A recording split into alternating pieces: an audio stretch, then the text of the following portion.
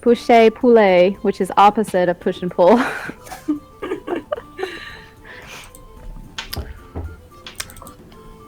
Should probably brush my Portuguese so I can go down to Brazil and thank our one viewer.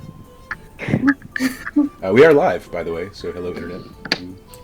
All right, any particular questions before we get started? Yeah, I have one quick one. So on the wizard, you get 3 spells, and if you're human, you get a clerical spell in your spell book. So you have 4 spells.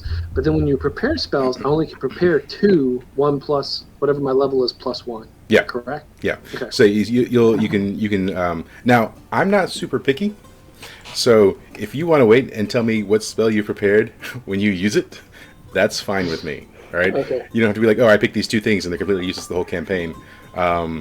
So I don't care about that. So basically, once you've decided you used a spell, you've decided that's one you prepared, and then on the next spell, that's the one you prepared. So, yeah, because I don't care about I'm not a rules lawyer. So that's all I needed. Any other questions? Yep. No. All right. Cool. So we're gonna do a little bit of an accelerated character introduction because of our limited time.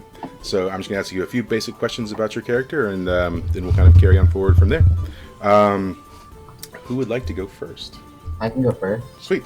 So Sean, let's start with your character's name, race, and profession. I'm gonna be my main character is Violin. Spell that. He's a half-elf bard. Okay. Actually, if everyone could, if you click in Roll20 on the top right of the screen, in the little cog, which is your settings, you'll see sort of near the top it says display name. And if you will type and save your character's name in a display name, that will help me so much in calling you the right thing.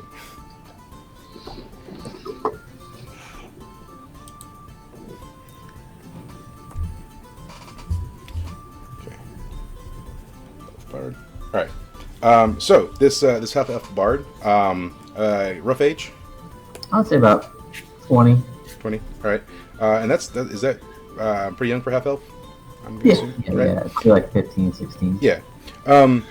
So are half elves common, or are you an oddity? It's pretty common, I would say. Okay. All right. So no one. Well, I guess is there any amount of like half elf racism? Half elf what? Racism? No, half elves are fine. Okay, cool. You never know. We're in a fantasy world, and you're making it up for me. So, yeah. All right. And is barding a family endeavor, or is that something you picked up? No, something I picked up on the way. I grew up as a indentured servant working on farms, and I kind of eventually just got my way out. Okay. And I just kind of wandering, having a fun time, and playing with the instruments that I, kind of found along the way, and just picked up the instruments, and started rocking them. Yep. All right. And who taught you your ability to be a bard? I guess. I kind of was just playing by myself. Like I was kind of like just a street, kind of figuring out something along. Then some rich guy heard me play. He's like, "You're pretty good. Let me actually teach you how to really play instruments." Okay. So, what's rich guy's name? Let's call him Heaps. Heaps? Heaps. Hebes. Heaps. Okay. All right, cool. All right. And is there anything else you'd like to tell me about Bailun right now? Since he was kind of like a street performer, he's kind of like a waste, a little bit of party too hard, a little bit of yeah, I mean, too much doing that. Typical bard, right? And he's just not really. He never really was focused at anything. Yeah. He's a little more on the peaceful kind of side. Really likes animals and pets. Okay. Yeah. And what does he sort of look like? Give me like hair, skin color, that kind of stuff. Really just kind of like a hippie in the medieval ages, whatever they would look like. Okay. All right. Cool. Yeah. I will imagine that. All right. Then we'll move on. Who wants to go next? All right. So I'm a wizard named Parkus. Okay. And my wand is the Pencil of Panache. It looks like a pencil. He comes from a wizarding family who's incredibly absent-minded and encouraging. So the family is powerful, but because they're so absent-minded and goofy, they come across as spaced out and not all there all Yeah. the time. So, yeah, and apparently the pencil was talking to him in his own brain and decided to tell him to go out and seek this special item, which I don't have a name for yet, and Cool. that's where he's going right now. All right. And what was your race? Sorry. Human. Human. Right. Okay. And so you said came from a family of wizards. He's really skinny, really bony, and on Okay. the clumsy side. Okay. All right. And how how old? He's about like 30-ish. So. All right. Cool. Let's see. Is there another wizarding family that is sort of I don't want to say the mortal The enemy of your antithesis? family, Oh, yeah. but yeah, the antithesis of your Oh, family. yeah. They're the rich, put together, involved in politics. Yeah. What's their surname? We'll call them. So what's the opposite of a pencil? Not a ruler. That's too Sword. much. There you go. But we'll call them. Scabbard. Yeah, we'll go with that. The Scabbard family. That's just to roll with it for tonight. Okay, the Scabbards. Cool. All right. Anything else? No, that's good enough. All right. Cool. All right. Then, Elizabeth, we'll go to you next. Okay. I have a human fighter named Avrin. Okay. She's around 25 years old. Okay. She has like a half-shaved head and long dark hair, really toned and muscular. Okay. She grew up in a family of brothers, and her mom died when she was little, so she learned how to fight growing up. Yeah. Is she the only daughter? Yes. Is she Her also dad the used to be a soldier, and her brothers follow suit, so okay? Is she also the youngest? yes. Okay. All right. And you have a signature weapon. Do you know what that is? So she has a axe that has a serrated edge along it, Okay. and yeah, it's just And like does it have a name? badass. Oh crap! I didn't really give it a name. I'll call it Thrasher. Yeah. And your race again one more time? My race. A human. Okay. Yeah, human. And where did you get the axe at? So her dad was in the military, so he had some connections, and when she decided that she wanted to go off on mercenary work, that was his parting gift to her. Was it his axe, or is it an axe that he commissioned to be made? Yeah, he commissioned it. Okay.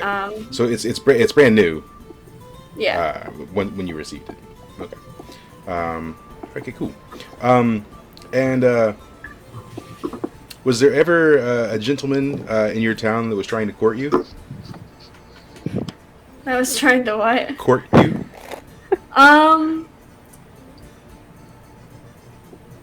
I think she's one of those people that doesn't flirt, doesn't really see romantic relationships all that much. But there's and always that one dude. if That's if a guy lingers, she's ready to smash him in the face because she Okay. thinks he's ready to fight. Okay. All right. Well, so not that she knows, but on like player level, right? Is there any like gentleman that like fancies her? If not, that's fine. I think she probably has a fan club of like these scrawny little farmer kids, you know. Oh, okay. That's like, oh yeah, she's She has a She's cool. simp army. Got it. Simp army. They all want her to stand on them. It's fine. Okay. yeah, pretty much. Rule 34. Got it. Yep. All right. Anything else? Just she tried out the local militia for a while, thought it was boring, so Okay. she decided to go out on some mercenary work to see the world and make some money along the way. Okay. Bash a few heads in, get some action. That sounds good. All right. All right, Ellie. Let's do it. Name, race, and job. Okay, so Cinery, half elf thief. Okay. All right. And what's the age? I don't know. Give me a suggestion. 103. No, I don't care. You want to be younger? You want to be young or old? 103 sounds good. Okay, 103. Cool. 103 years old. So you've been around a hot minute. Yeah. All right. So thieving. How did you come by that profession?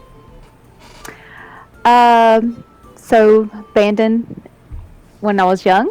Oh, it's a Disney film. Gotcha. Survival mode. All right.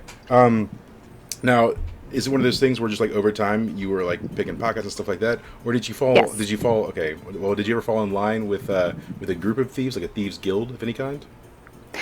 Yeah, but not by choice. Okay. Is it one of those things where you like buy your way out, or? At the beginning of it, Yeah. and then it was just leave. Okay. What's the name of the thieves guild? I don't know. Make up anything. I don't know. How about y'all help? First time I'm doing this. The Black Hands. Bloody All right. Kingdom. Black hands is good. That's all right. Cool. So, were they displeased with your leaving of the thieves guild? Oh yeah, they're still after me. Yeah. Cool. All right.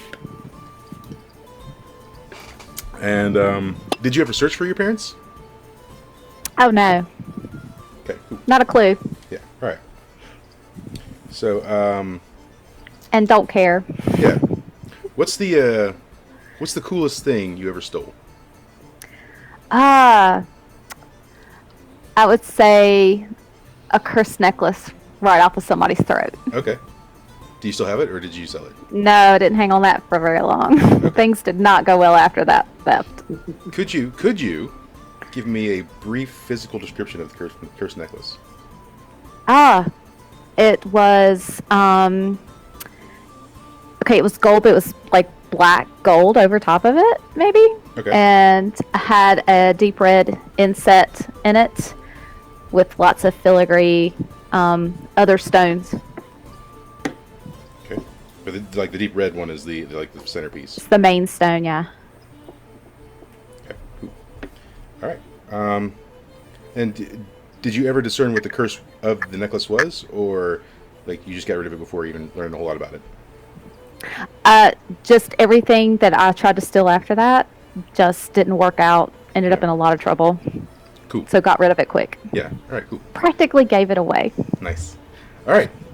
Anything else you'd like to tell me about Cinery? Not much. All right. Cool. All right. So the next thing we're going to do is a section called bonds. So on your character sheet, to the right-hand side, about I guess maybe halfway down, it says bonds. Now they're pre-written bonds. You can do your own. You don't have to use those. You can make it whatever you want. Where's the character sheet? I've never seen the character sheet. Oh, I sent you a link to the Facebook? character sheets. It was a PDF. Oh yeah, I'm familiar. So, like I said, you can. So the bonds are just how your characters know each other. And once again, for the sake of time, we're gonna shorten this a little bit. So every one of you is just gonna pick 2 other people and tell me how you know them, like how you met or what your bond is to that person. You can, like I said, you can use you can just fill in the names in the bond section, or you said you can make up your own. I mean, you can be like, yeah, we used to like run cons together, or we got in a bar fight and that's how we met, or like I defiled his mother. I don't know, whatever makes sense. So just take like a few seconds, look at that, gonna make a few decisions about it, and then we'll lean into it. All right. Well, Parkus had a vision of Averin somehow while helping him find this special object the pencil has talked about. And then when he bumped into Ceneri at the bar, she's like his antithesis, and she's coordinated and smooth and all together, and he's bumbly and everything else. So he's enamored by her and very intrigued. Okay. All right. So in a goofy, innocent way, like yeah. Not yeah. All right. So Averin, you're helping Parkus find this item he's seeking. Do you have a lead on that? Oh, sorry. I forgot my name was Averin. Who am I?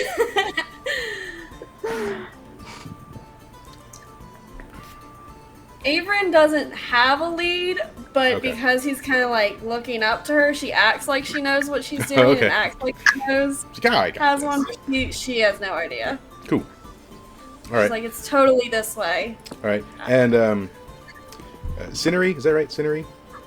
Cinery? Yeah.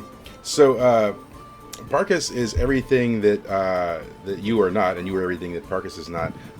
Can you feel the tension there? Can you feel that, like, there's sort of this distance between you because of how different you are, or are you oblivious to it?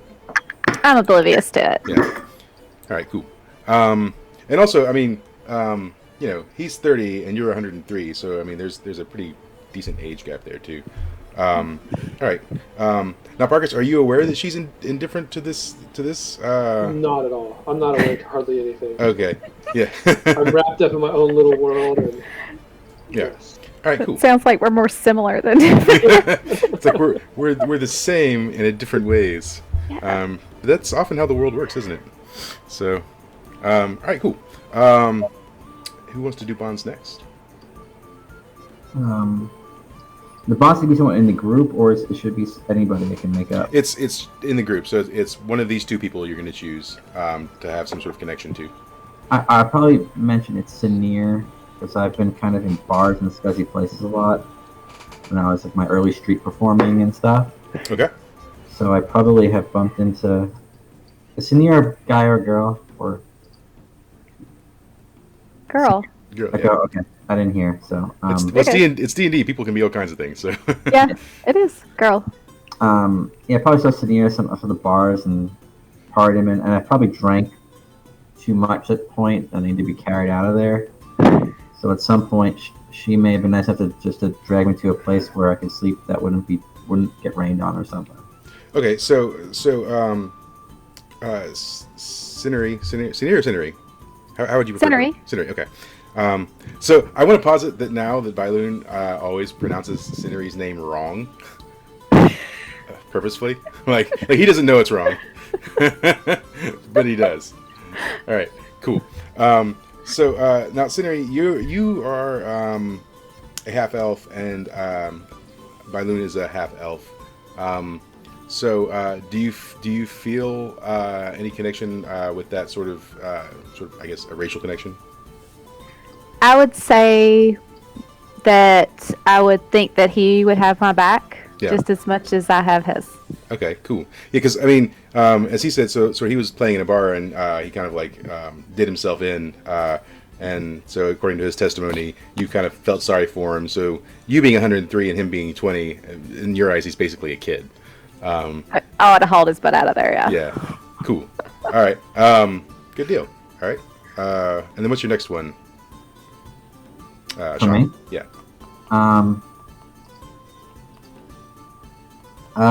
Maybe I pissed off Averin as a fighter one time, just being drunk and stumbling around, and probably got a little too close to her, thinking I was hitting on her, but I was just being a nice guy. Yeah. Or maybe you were just being obnoxious because you're a bard. No, I'm not. I'm really chill. Okay. But I was drunk, so she just assumed I was a drunk fool hitting on her. And I was like, "Hey, what's going on, guys? How you doing?" And it was just too much for her. Okay. And so she kind of threatened me, and I just kind of said, "Okay." Yeah. So she just thinks I'm probably like a drunken idiot, just kind of stumbling around and. So yeah. So Averin, this 20-year-old half-elf bard is at least maybe in your eyes being a little too forward. How do you feel about that as Averin? So, at first, she probably picked a fight, honestly. But once she realized, he didn't stand a chance, she was going to beat him to the ground, it was going to be really bad. Yeah. She, helped him up off the floor. They had some drinks. And now, he's her party buddy. Okay. They live in the good life. All right. When they can. All right. And then, what are Averin's bonds? So, I actually was going to say that Violet and her definitely have partied after she blew some money from, her earlier merc jobs. Okay. Definitely. Great times. Nice. She saved Cinery from some trailing thieves. She saw some guys, like stalking this girl. She was like, can't have that, so like, beat the crap out of them. Cinery may or may not know that they were following her, but Avra knows that she did save her. Okay. One time. Okay. Does Henry know that she was saved, or are you oblivious to that fact? Oh no, I know. Okay. Yeah. Cool. So let me ask this: so if this is Averin's first encounter with Cinery, did you know she was a thief, or did you think she was like this like helpless girl being tracked down by some bad guys? I'm assuming that Cinery is probably pretty like limber and like really thin. Like she doesn't look like she's gonna pack much of a punch, right? Yeah, I'd go with that. Right. So she probably thought this helpless girl was about to get jumped. Yeah. Okay. So I imagine being older and a thief, Cinery, you probably understood immediately what was going on in the situation. So do you ever play up the helpless aspect to disguise and guile and get your way? Oh yeah, that's how you get close to people. Yeah. Make them think that you don't have a brain, and All right, cool deal. Awesome.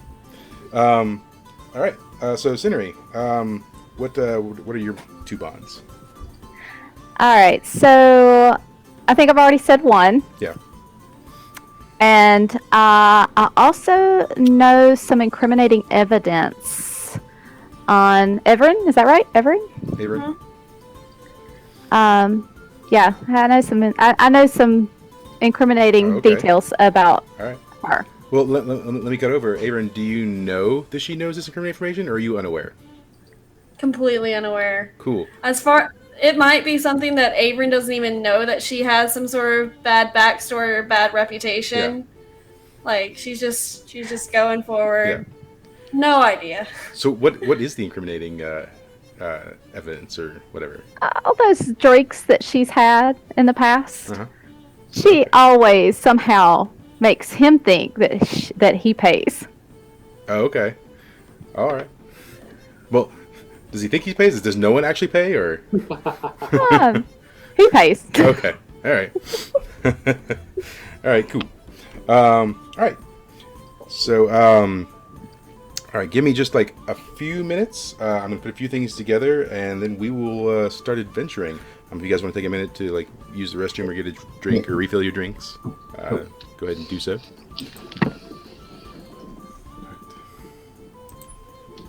Okay, everyone's still asleep.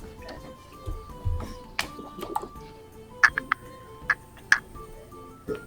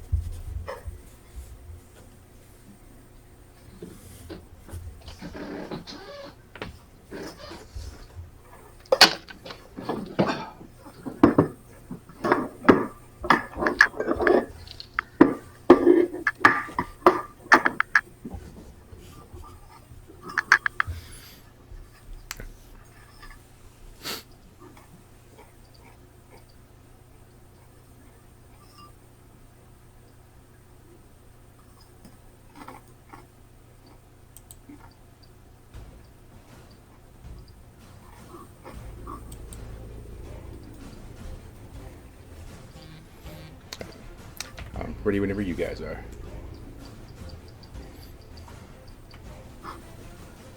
I'm good to go. All right.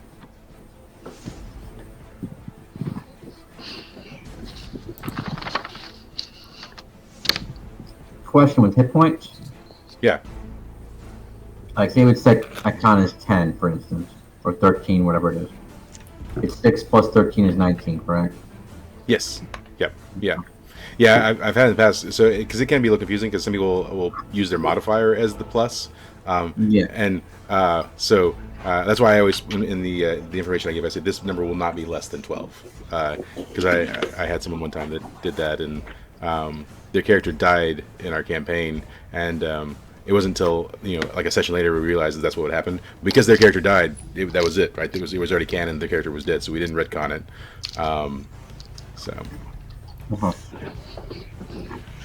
I just wanted y'all to know that I am in the puppy's room, so if y'all hear random whining at some point, that's because she's a little attention whore. Aww. So, just as a heads up.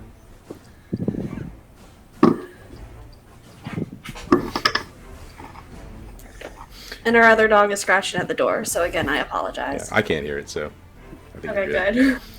All right. You ready to go?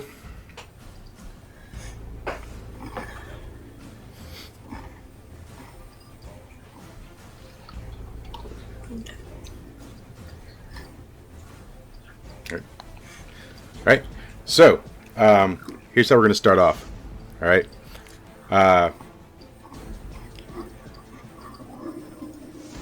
Parkus and Bylun, the two of you are running through the forest. And behind you, not far, is a very large dire bear. Alright? This thing is just like robbing after you, foaming at the mouth, eyes are red. It seems like the plan is that you've lured this away from an entrance you're trying to get into. And you're leading it back to where Cinery and Averin are to ambush it in a trap. So, whose idea was this plan? It sounds like Parkus. I was wondering, why do you seem like the least athletic people? Hey, we're juicier fruit, easier bait, I guess. Well, it's because you've got to have your heavy hitter and your stealthy person to ambush it as you run by, right? Totally I mean- Parkus' half-witted plan. Yeah, right. So you guys are running. Now, Cinery, I assume you're probably hiding behind a tree, waiting to spring a trap, right? Averin, Yeah, we're in a tree. yeah. Averin, are you in a tree, or are you just like standing bold-faced waiting for this thing to come? So, Averin's probably leaning against the tree because she got bored waiting for the other guys to go get there. Just in there picking something out of her teeth, Did Averin even forget that it was happening?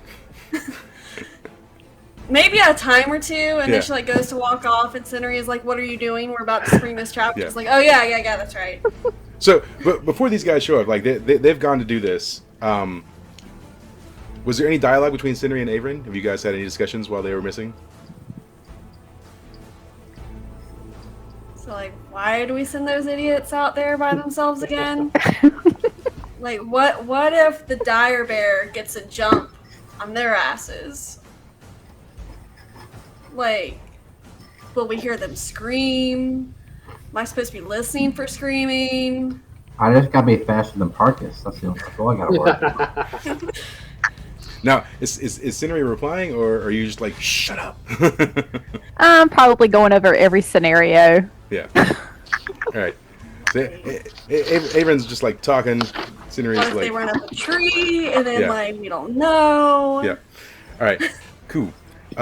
So Parkus and Bylun, you two are running side by side ish. What kind of conversation are you having as you're running from this bear? I would have been like, my plan was better. We should have just tried to sing a song to it and chill it and give it some food. But no, we gotta do this dumb idea. So we're gonna get eaten. Too late! Run! Run! Run!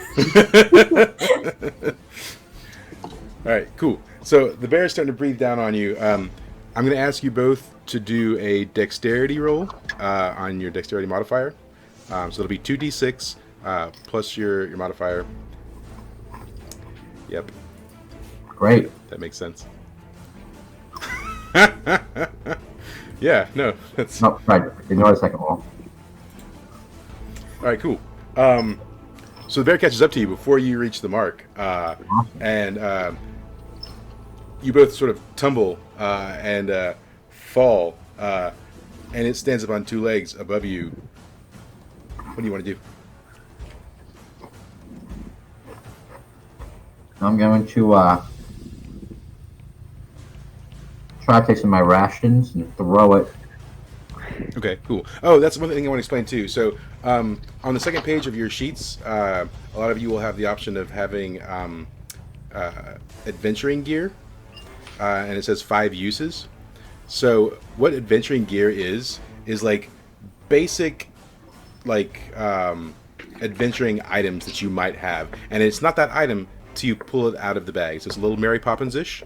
So you're like, oh, I need a torch. I'm going to pull one out of my adventuring bag. And then as soon as you pull it out, it's forever a torch, right? You can't like put it back in and it becomes something else. But once you pull it out and identify what it is, you mark down one use of your adventuring gear, and then you have that item. So it can be things like torches, ropes, stakes, basic adventuring stuff that would fit in a bag.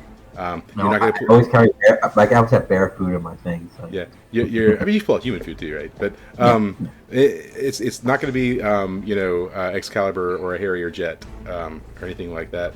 But like I said, basic stuff that you would have in venturing. So, and if you can justify that you would have that, then that's fine. So, all right. So you're pulling out some rations and throwing it at the bear. I try to decide, like, oh look, that's some good food. Okay, cool. So let's roll a charisma roll then. The charisma's good for me. Yeah, cool. So you manage to distract the bear momentarily. So you toss the food, and it like turns its head, and like comes back down and goes over to start sniffing it, and it starts like immediately gobbling it up. You've got take off, right? Yeah. So you guys get mere seconds. So do you guys start running again? Yeah. I'm running. Yeah. What about Parkus?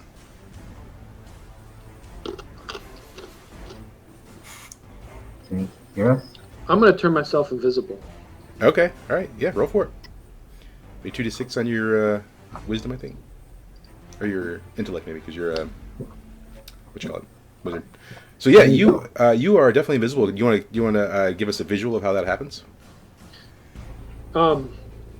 He takes his pencil and writes on his forehead, and he just shimmers into invisibility. All right, cool. So you are completely invisible, and Bylan just takes off running. Bylan, when he turns invisible, do you have any exclamations, or are you like wizard? I would take off running. I assumed he was running with me, so a few seconds later I'd be like, where the hell is he? Okay, cool. Yeah. And as soon as you start running, it's not long before the bear finishes his meal and then starts backing in after you. Parkus, are you running, or are you just like standing there watching them all go by?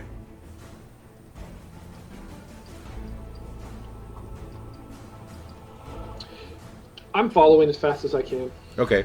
Now, are you following behind the bear, or are you following Yes, Okay. I'm following behind the bear. All right, cool. So, Bylan, you finally make it to the part of the woods where Averin and Cindery are waiting. So, Averin and Cindery, you see Bylan running by himself, just like booking it. Bear, coming down on him. What would you guys like to do?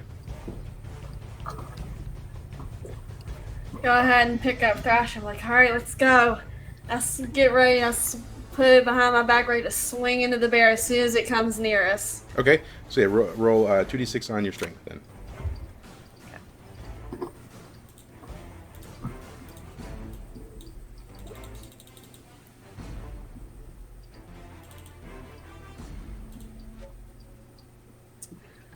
Yeah, you do. All right, cool. And then roll some damage for me then. Okay. Now, do I add my do I keep my strength modifier for it? Not on the damage now. Okay. All right, cool. And where in the bear are you hitting him? I imagine if he's on his all four, Yeah. then probably like the top of his head, because I'm thinking that she's probably swinging high. Yeah. All right. Cool. Yeah, you definitely hit the top of his head. It cuts, and you manage to sever like an ear off as you come down. And as soon as you do that, the bear like whips around and like snarls and growls at you. She snarls right back. Yeah. So Cinder, you see all this go down because this is all happening like at the same time, right? So even though it will take us, 5 or 10 minutes to play out a scene, it's really happening within seconds, right? So the bears just come by. Bylan just ran past Averin. Averin's like slashed the bear's ear off. What is Cinder doing? Tossing daggers. All right, cool. So you'll just roll on your dex. So it'll be 2d6 plus your dex modifier, which I'm hoping is a +2. Oh.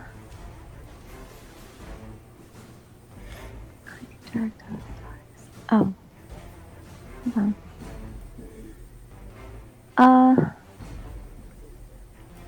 Alright, have I not put something in I'm supposed to?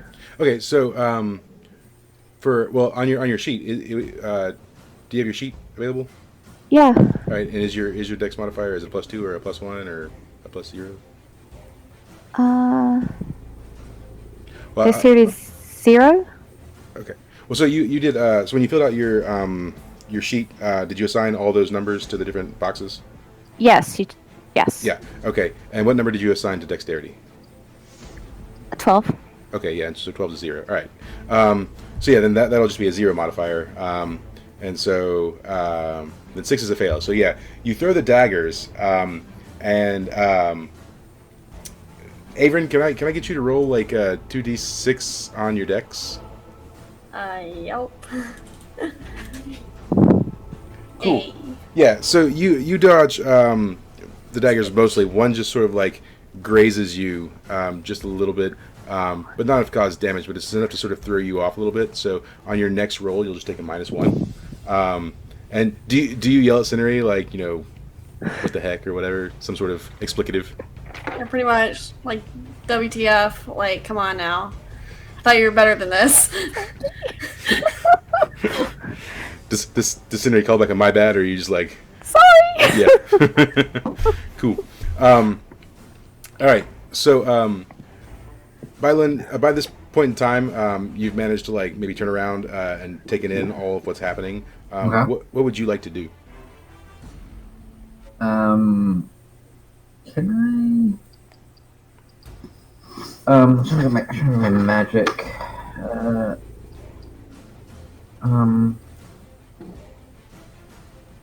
So you've got like arcane arts. So. Yeah, I'm reading it.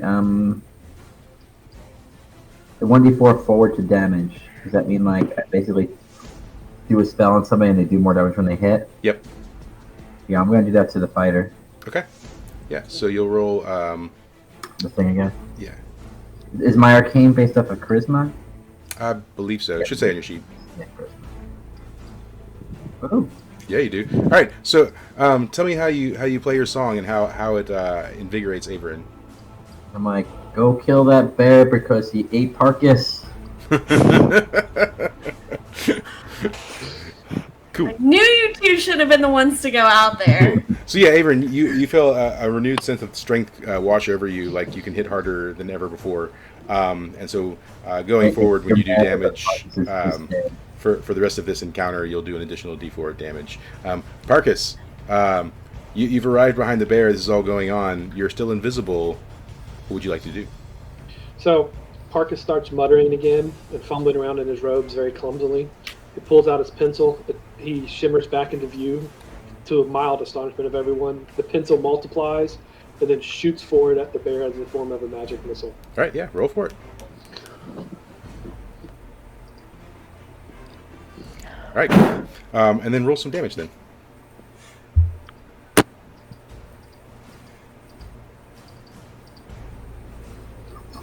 Cool. So as the various Pencils? shadow clones of the pencil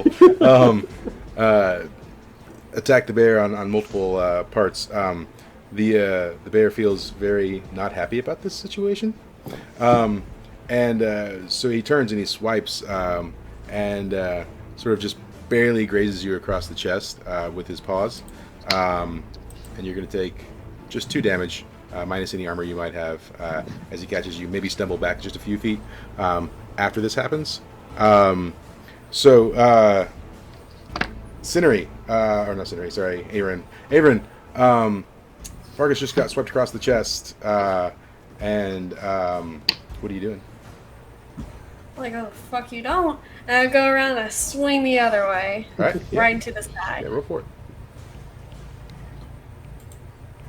And I went ahead and took down the one from the dagger situation. Yep. And she gets bonuses for some what I did too. Yep. Yeah, so now you roll damage, and then you roll an additional d4 of damage on top of that. Okay.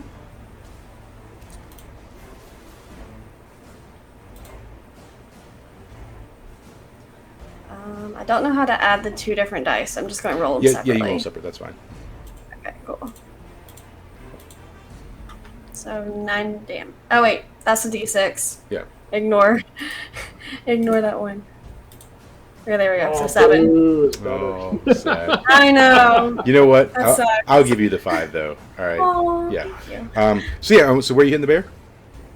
Right across the side. All right, cool. So yeah, when you hit its sides, you definitely like cut into some like ribs and you crack them, right? And some blood starts sort of like gushing out the side of the bear, and it stumbles back like a few feet and sort of lets out like a mighty roar. You can see like its lips are snarled really big. You can just see the flash of all the teeth, and almost like a blind rage in its eyes.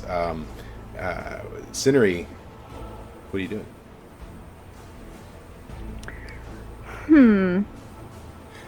I feel like that I would have been in position and pretty much deserving to get splattered by all that blood. Well, you're still, I guess, up in the tree, right? Because you're throwing daggers from the tree. I could, yeah, I guess so. Yeah.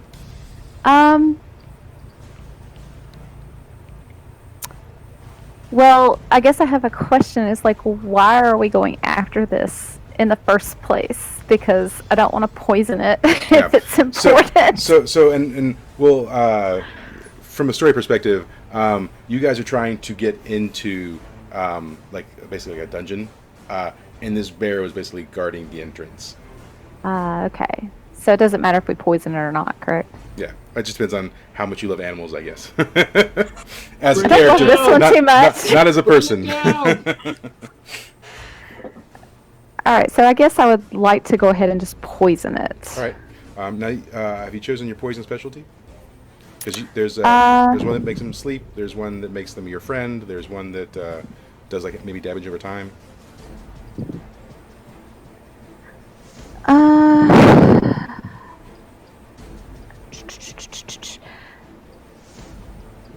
I just have to pick one, correct? Yep. I just pick one for the entire time, correct? Yep.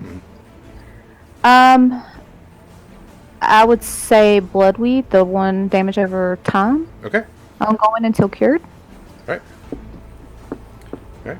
So basically, what you're gonna have to do with that is I need you to roll on dexterity for getting in and like and applying it, or are you throwing something laced with it at them? Like, I would say I don't want to take the chance at this point, since he's at least injured. I feel like I could get in. Okay, so you're gonna like run in and like try and like touch him. Yeah. Yeah. Okay. So just roll 2d6 then.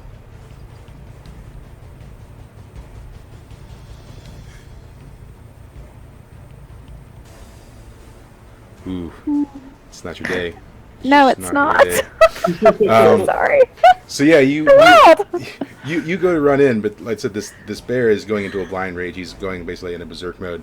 And just as you like go to swipe it, the bear like clamps down on your shoulder, just comes down on you, and like is bearing down as its teeth sink into your collarbone and the back of your shoulder. When that happens, look at that. The dice gods love you though. On this end, you just take 1 damage minus any armor you might have. For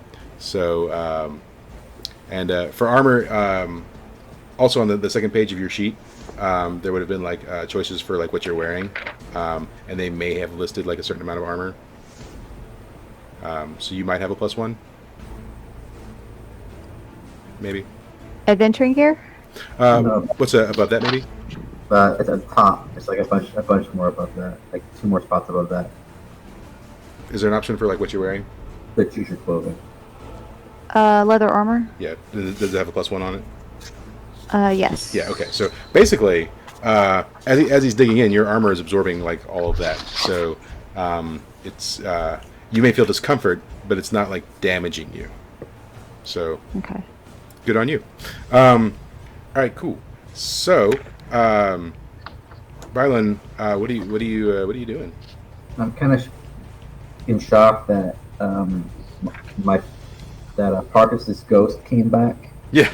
Yeah. Does anyone exclaim anything when Parker? I mean, I guess has anyone seen Parker go invisible before? No, I didn't. I ran away first before he went invisible, Yeah. and then I looked back and he was gone, and so I assumed to bury Parkis, and then I see Parkis's ghost come back to life. So do you from here on out think that he's a ghost? For a little while, yeah. Well, because I've done a lot of drugs and alcohol. Of course. This kind of stuff is just kind of normal. I mean, when Averin ever sees him, if she notices him, she's just wondering how the fuck the bear shit him out and there's no crap all over him.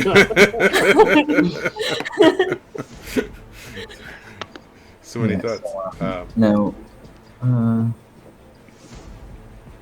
I mean, she was told he was eaten, so she 100%. I guess I'm gonna take my bow out and try to shoot the bear. All right. Yeah. That seems fair to me. I'm gonna shoot the bow, so that's a dex for the bow. Dex. Yeah. Dex. 9. Yeah. Okay. Cool. And then roll some damage. What's damage for the bow? It doesn't say on it. It's just your normal damage. Oh, D6. Ah, I see now. Okay. 2. Cool. And where are you shooting the bear? I'll shoot like right in the chest because I'm not a very good shot. I'll go for the easiest spot to hit. All right. Cool. Big spot. So yeah, you shoot it in the chest, and when you do that, it sort of retches and it throws Cinery into you. So Cinery comes crashing back into you just as you fired the bow. Probably not expecting it because you were aiming down the bow, and so you were pretty fixated on where the arrow was going. And then suddenly she just comes crashing into you, and you take 3 damage minus any armor you might have as both you and Cinery fall to the ground. I take 3 damage also. Yeah, so in your roll you rolled the 7 to 9. So 7 to 9 is you get the thing you want, but with the consequence. Okay. Right. And so and you're cushioning her fall basically. So Okay. you're problem. taking the damage as she's falling basically on top of you. So Parkis, you've been slashed across the chest. You take a few steps back. Averin's sort of sliced open the side of this thing. Bylan just shot it with an arrow, and it's let go of Cinery as she's fallen back into him. What are you doing?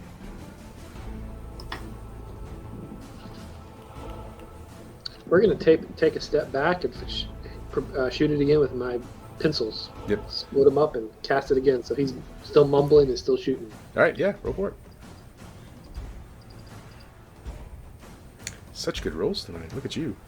I know. After last time, I need some good rolls. Yeah, that's true. All right, roll some damage. There you go. All right, cool.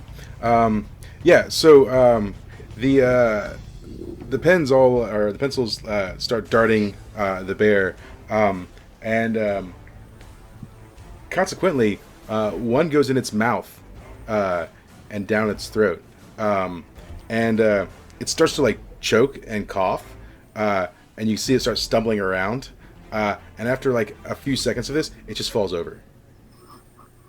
Oh. And the pen is mightier than the sword.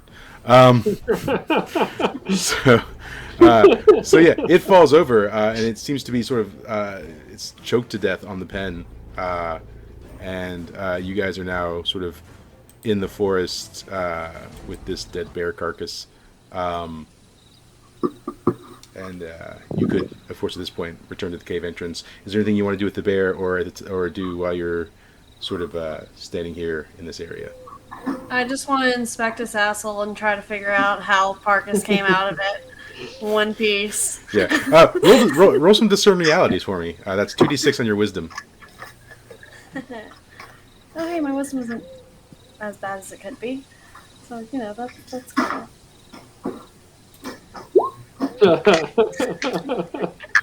As you're inspecting, it's bowels let loose because when animals die, that often happens, and you mostly get covered in bear feces. Yeah. Fair enough. Yeah. She kind of shakes it off like a dog getting out of the bath, and Yeah. they're just kind of like, Yeah, man. we should get one of those priests who can kind of consecrate this land. Go. Purify the feces. All right. So, I don't know. I don't think any of you had any like major health problems, but you could take time to rest if you wanted to and regain your health and anything else. If you wanted to, say, oh, we make camp for an hour or something. Well, Parkus thinks it's hilarious, and he does predigitation, however it is on it, and cleans her up immediately. Oh, prestidigitation. Yeah. Okay. Thank you. Yeah. It says you can clean stuff, so he cleans Good. Avery. Honestly, she was about to rub it off of your robe. Yeah. So let's have a visual though, right? So do you like draw on her? The pencil turns around and just starts magically erasing the feces off of her. It's like Photoshop. It's like Exactly. all right. You got a poltergeist on you. You gotta be careful. And then she sparkles a little bit when it happens. And then in her mind, everything makes sense on how he's not covered in crap. So God, that's what happened. Does anyone call Cindery out for her terrible performance? I pick up the daggers that she threw originally and just kind of hand them over to her. Don't say anything, but just give her that look of disappointment. Yeah. Just like, Yeah. Does Cindery have anything to say for herself? Can I just like pull meat out of nowhere and just hand it to her? Yeah, I mean, if you wanna reach into your adventuring gear and say you've got like a little flask of meat, you can do that. Oh yeah, I'd like to do that. Yeah. So just mark off one of your adventuring gears and write flask of meat as one of the items you've got now, and then you can hand that over to Averin. she like wipes off the little bit of blood from where the dagger hit her and just like takes the flask, his little toast, and then chugs it back. Yeah, nice. Make sure you drink one for Parkus, because we're gonna miss him. Just pass it around. I'm gonna pour a little to the ground for my homeboy. Parkus, do you have sort of like a "I'm a right here" type of moment, or? Oh yeah, he's waving his elbows around. He's being exasperated. And He's not no saying one's paying him any attention. Ghosts can't talk. And then Averin looks off into the distance and says, sometimes I feel like I can still hear his voice. Does Parkus ever question that he actually is like dead? No. Okay. He's not that crazy. He's like, wait, what did I? He's more just exasperated. Does Cindery know that Parkus is actually alive? Can I just come by and pat him on the back? Yeah, absolutely. All right. I'd like to acknowledge it at least. Yeah. Do you feel better that someone's acknowledged you, Parkus? I do. I Yeah. calm down. Okay. I say, let's go to the cave, guys. Yeah. Cool. Yeah. So yeah, you guys you start heading to the cave. While you're heading to the cave, maybe you have a little discussion about why you're going. It seems as though Bailoon, Heebs, there we go, Heebs has asked you to retrieve an artifact from this dungeon. Sounds like he. Yeah, he hasn't told you exactly what it is, but he told you the kind of box that it would be in. He said it would be in sort of a jade box, about the size of a bread box. And he told you that you were going to need a team of at least 4 people to accomplish this goal. And of course, these are the people you thought of. You're down to 3 now, so I don't know if you can do that. Yeah. So the whole time you're like, I don't know if we're going to do this now. We don't have enough people. So,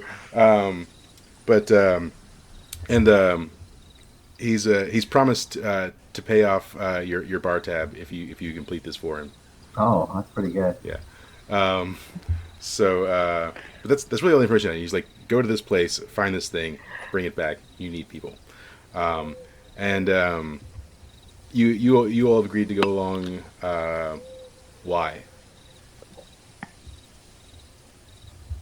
I mean, I'm sure that someone offered or mentioned money somewhere in that. Yeah.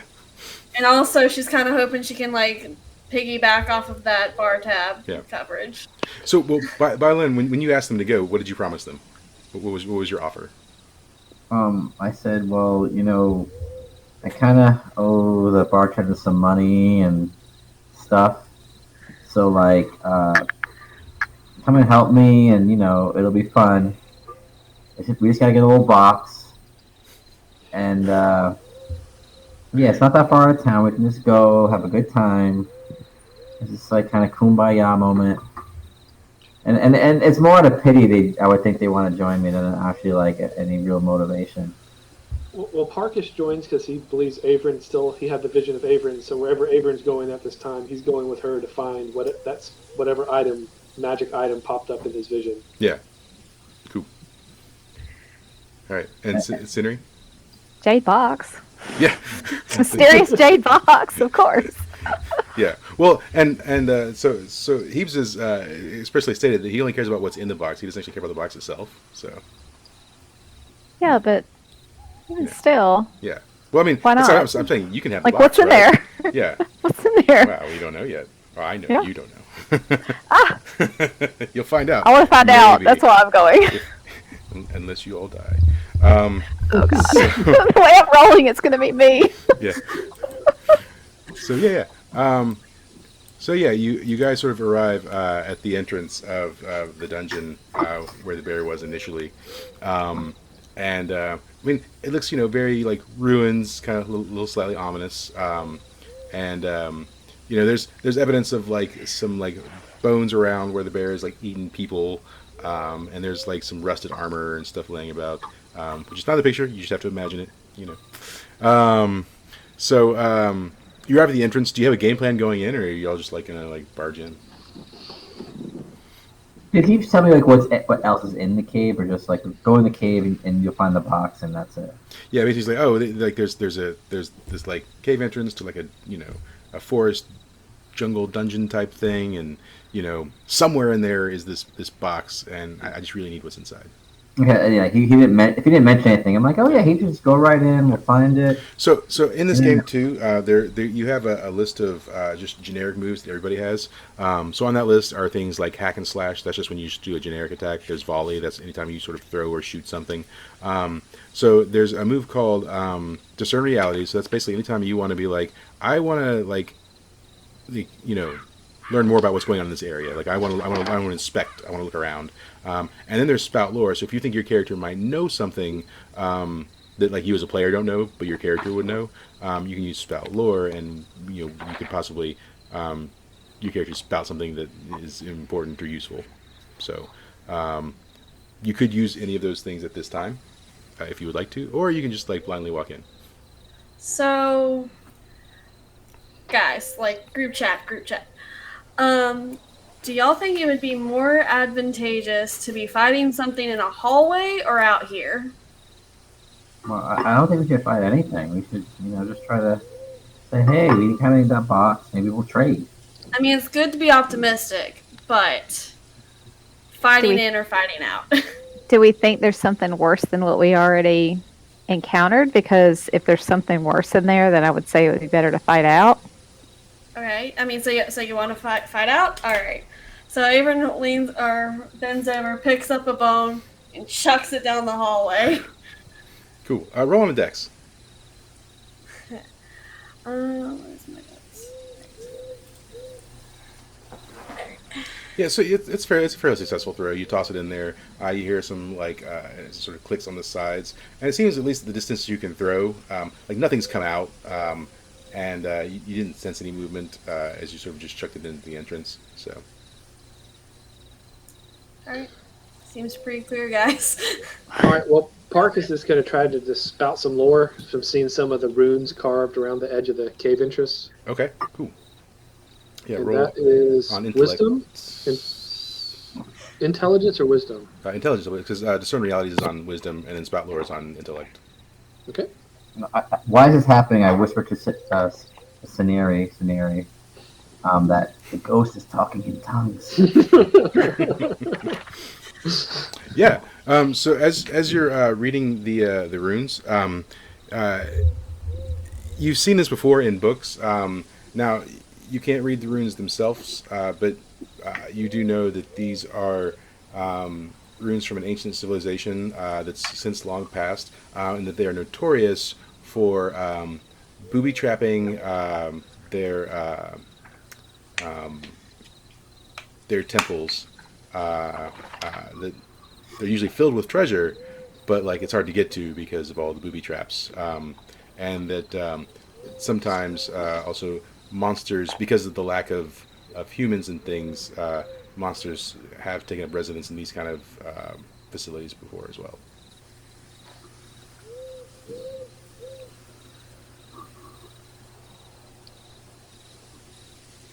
Did you tell us that? Yes, I did. Cool. In a frantic, arm waving about way. Yeah.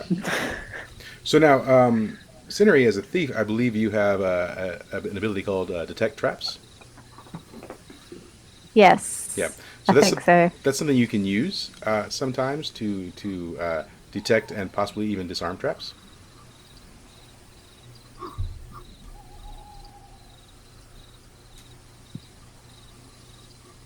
Okay, so I really want to see if there is anything. Yeah. So so do I just roll? Do you want me to roll? What do you want to do? Yeah. So for detect traps, let's see, what is that? Trap expert. So you roll on your dex, and we'll see what happens. So that is roll 2d6, is that correct? Yep.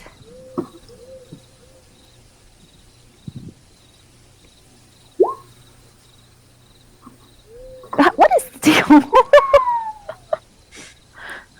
Cool. So as you're sort of like feeling along the edges of the wall, and you're trying to like detect what might be going on there, you accidentally trip the trap, and a set of spiked gates start coming down from the top. Will you roll me 2d6 for Defy Danger?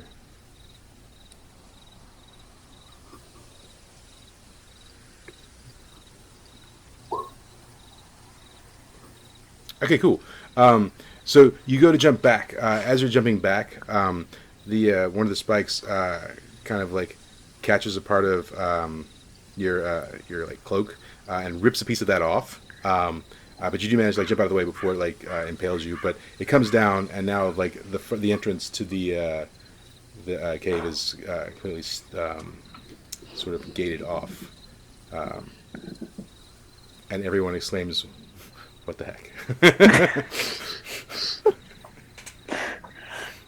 So This is obviously not the best way in. I would like to do the bend bars lift gates ability and try to smash through the spikes that have come down. Yep. Roll for it. So, strength. Yeah. Yeah, so you, with that roll, you can break them in such a way that you can put them back in place, like basically like without damaging them if you want to. But if you want, you can totally destroy it and rip it out too. That's up to you. Just gonna smash them. Yeah. All right. Cool. Yeah. You especially with your fist or your axe or your head. I'll kind of do like the kind of side tackle sort of situation, like run at it from the side. Yeah. Just kind of put my arm into it. Just but first, before I do that, I just kind of look at Cinerine, but be like, "Man, girl, today is not your day." Before ramming right in. Nice. Right. I just remembered that I forgot to pull up our chat. Nope. Okay. Cool. All right. So. Yeah, the gates are demolished, and you have free reign to walk on through if you really would like to. So, is that what we're doing? Yeah.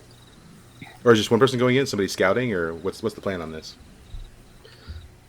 Well, I'll turn invisible and stick my head through. Cool. All right. When I send a ghost, you can kind of go through the whole place. Cool.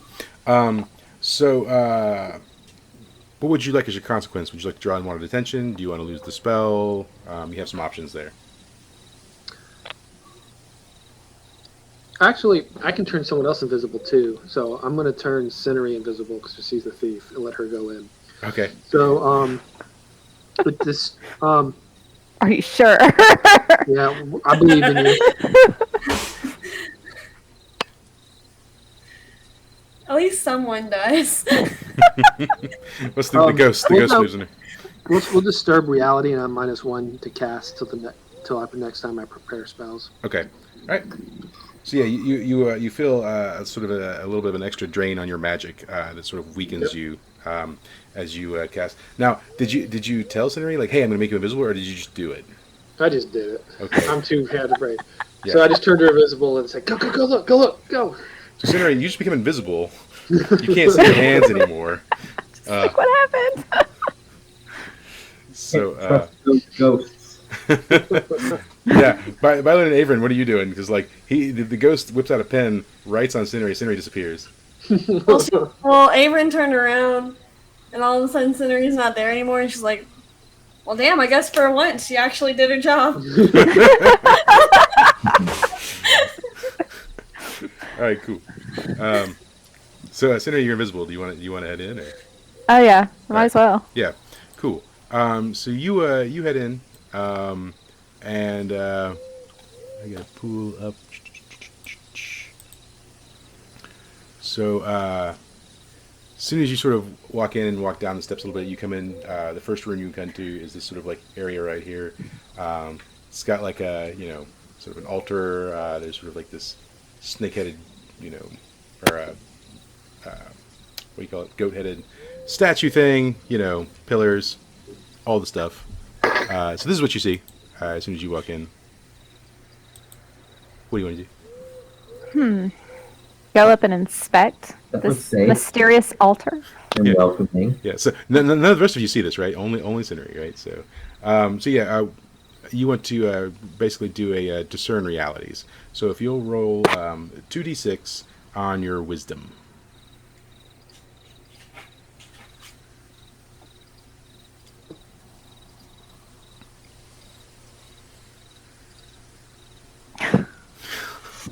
What? Come on! Are you kidding me? This is the first time I played. Are you kidding? What's gonna happen to me now? Go ahead and tell me. Ooh. What am I gonna have to fight out of? Yeah. So yeah, I mean the altar's got this like spear going through it, and there's like this body coming through it. As soon as you walk up to the altar, the second to last step when you step on it just slides in, and you hear that stone moving on stone like as it sinks down. As soon as that happens, you hear some movement behind you. Can I get you to roll 2d6 on your dex for a Defy danger?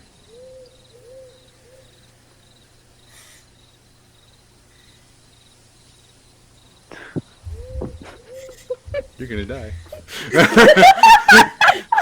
I'll say we're immediately gonna lose our team.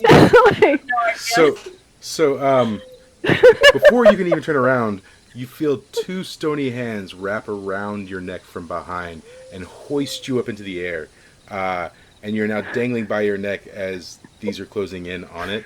And all you can see as you're struggling, or all you can feel, is stone hands around your neck as you've been lifted pretty high in the air.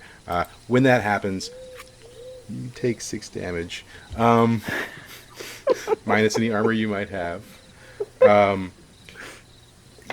We can posit that you managed to at least get out a little bit of a scream.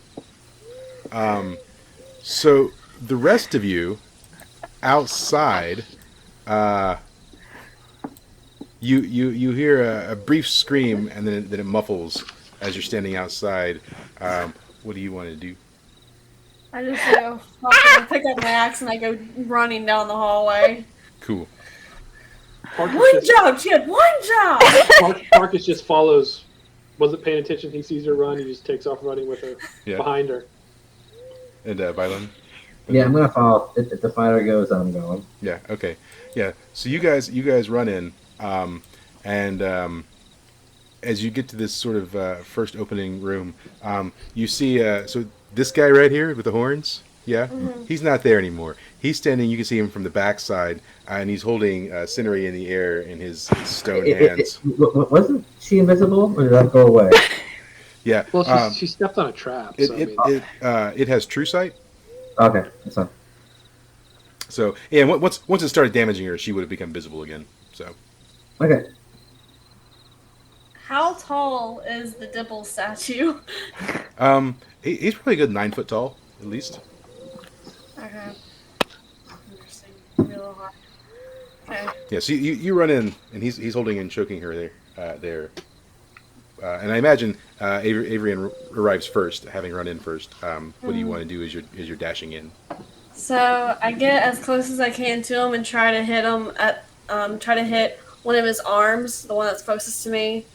Try and get him to loosen his grip on her throat. So both arms would be equal distance. So you just swing from the right. It's basically if you're swinging from the right or the left, it doesn't really matter. You can just say I swing from an arm, because he's got his back to you and he's holding her up. So yeah, just roll on your strength for the attack.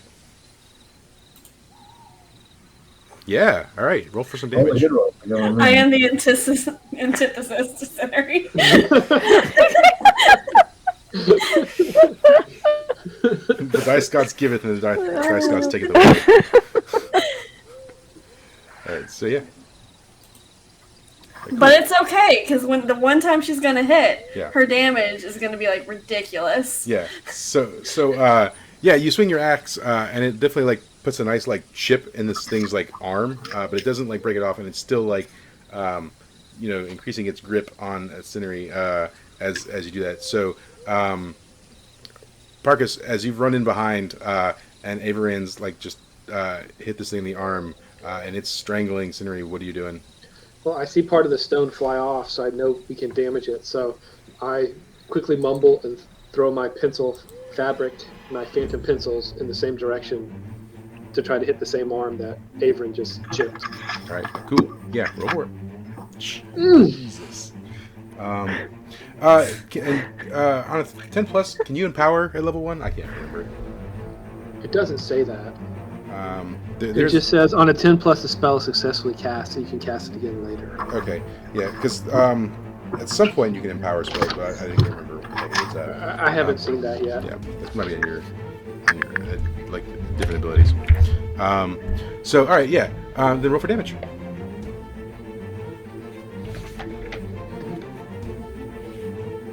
All right, yeah. So your pins fly in and they chink away the same spot, and it managed to break the arm loose. And so as soon as that happens, Cinery, you fall to the ground with the arm and sort of roll off to the side, and the stone creature's head turns around, does a complete like 180, and just like is staring at y'all like, with its back still to you, but its head's not facing all of you. And Bylon, what are you doing? I'm going to. Cinery got. Can I heal from a distance damage that Cinery took? Yeah. Okay, I'm going to do that. Do I just roll the heal dice? Yeah. Or do I just roll You have to roll for your arcane art, basically, and then you roll the healing based on that. Okay, so it's 6. So it's 2d6 for the attempt. Oh, so I'll roll another. You can just roll another d6. It's fine. Yeah. And so 11. Yeah. So that'll be 11. Yeah. So then you should, roll your healing.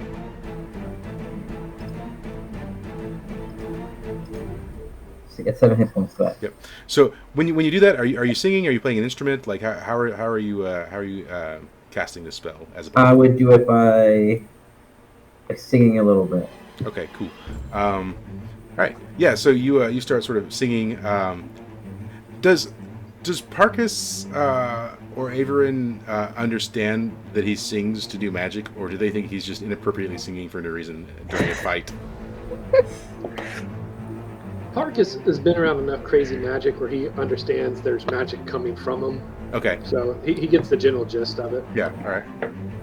And Avon just thinks it's a nervous tick. Nice. So he's thinking, you're like, oh god, not again. And all right, so yeah, Cindery, you feel sort of rejuvenated as you've been falling to the ground, and he sings, and your health starts returning to you. What do you want to do, Cindery, as you're being healed and getting your strength renewed?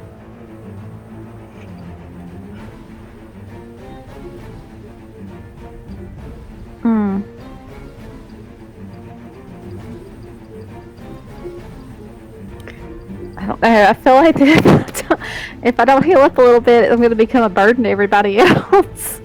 Yeah. Well, I'd love to backstab right now. Yeah. So because his head is facing, I mean, even though his front is to you, his head is facing the other way. So you can backstab, yes. Okay. And because his back is fully to you and focused on them, you can take a +1 advantage. So you can add a +1 to your roll for the backstab. Okay. So still 2d6. You have 2d6 +1.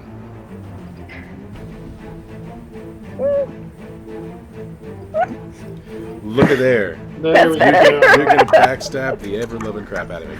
All right, so yeah, She's just a dirty thief. It just took her a while. yeah. So now You you're gonna needed the roll right some, opportunity. some damage. So for you, that's a D8, and then the backstab gives you like an additional something.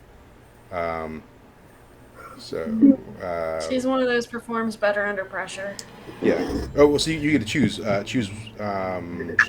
get to choose 2. So you can choose. You don't get into melee with them. You deal your damage plus a d6. You create an advantage of +1 forward to you or an ally acting on it, or you can reduce their armor by 1. So the +1 forward, basically that gives you or someone else an additional +1 to their rolls, basically till the end of the fight. So you can choose 2 of those things during your backstab. So deal damage and create an advantage. Can I choose both? Yep. Is that what you said? Yep. Okay. All right. So and who do you want to create advantage for? You or someone else? Somebody else. All right. Who? Avon. Right. So yeah. Basically now, Avon, you're going to get an additional +1 to your rolls against this enemy. So so you'll do a D8 and a D6. So roll a D8 and a D6 for your damage.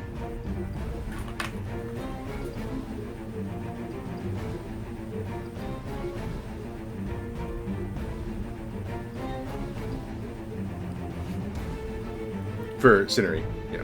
Oh, sorry. Yeah, you're fine. Said +1, correct? Well, now you're going to do a D8 and a D6 worth of damage. So 1d6, correct? 1D8 and 1D6. 1d8 and d6. How do I do that? You'll have to roll them separately. Oh, okay. Yeah. So 1d8.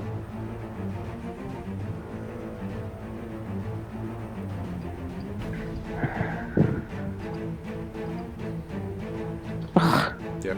And then a D6. D6. Sorry. Okay, sorry. You're fine. So 7 damage. All right. And so, how are you when you're backstabbing?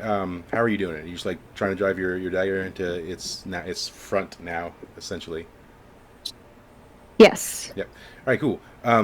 Yeah. So now, are you doing a combo move? Or are you like doing 2 different stabs? Or are you just like doing an initial stab and then thrusting it in further?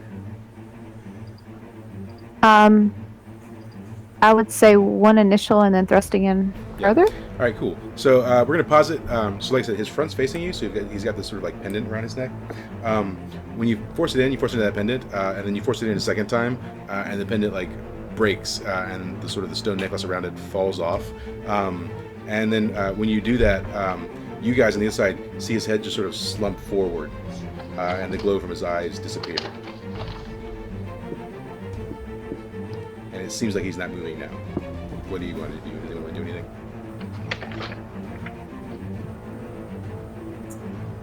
I guess I push it over to touch you over. Can we do that? All right. Yeah. Roll on strength for having enough strength to push over a giant stone creature.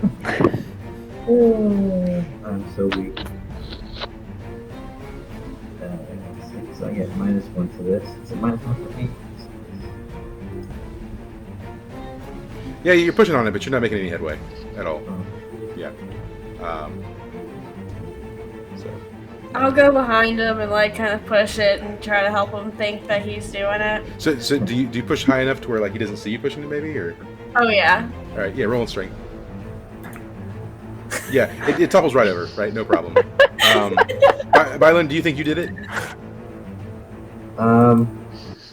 Let me see if I notice. I'll roll it intelligence check to see if I notice. Yeah. Nope. Yeah. Yep. No. So you think you did it for sure. Cool. Yeah. So it falls over, so now you guys are sort of in this room again. So because of how tall it is, does it break when it hits the floor? Yeah. We can posit that as soon as it hits the floor, it kind of breaks into a number of pieces. The head stays intact, but it does break off the body. Okay. Parkus goes up and tries to pick up the pendant and inspect it. Yeah. I guess is that a discern realities roll? Yeah. Sure. Wisdom.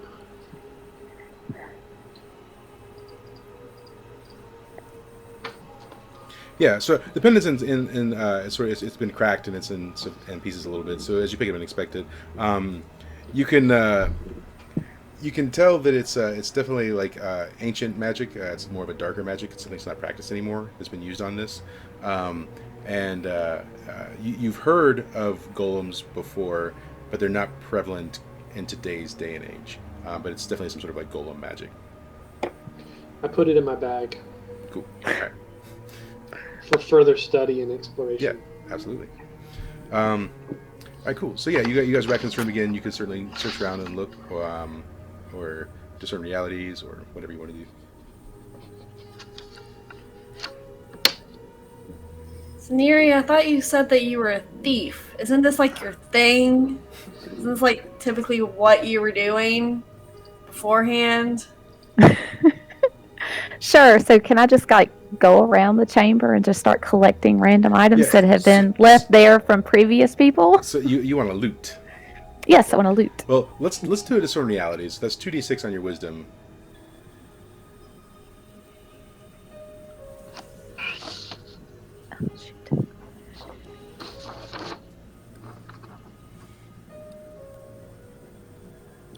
Oh, shoot. You get another d6, so that was only one d6. Oh, I'm sorry. No, you're Yeah, fine.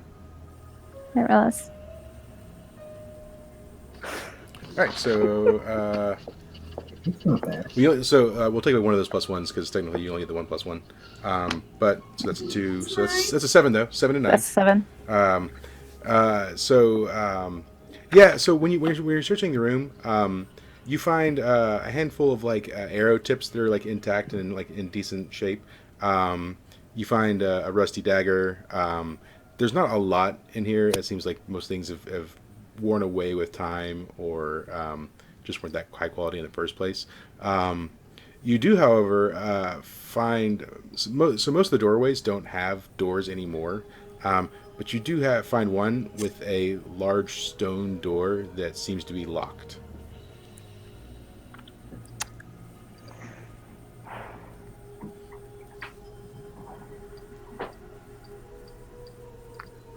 Can we have somebody bust it down? Or you can pick locks. You never asked. Take it. Let's see. There you go. Learn the roles here. You supposed to sneak. I supposed to smash. Yeah.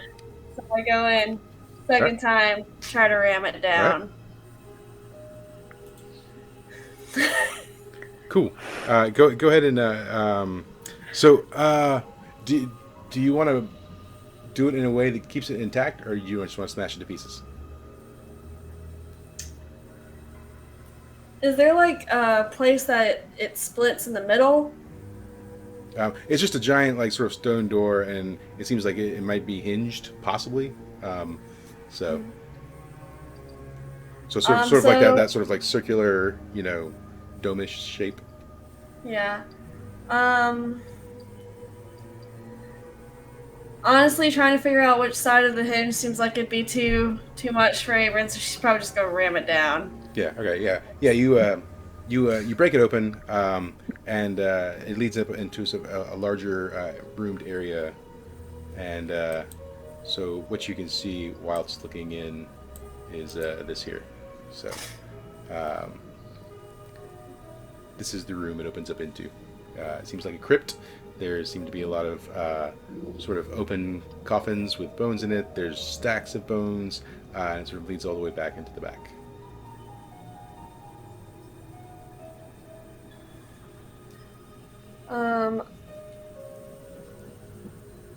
Honestly, at this point, Avron's probably just going to start walking in.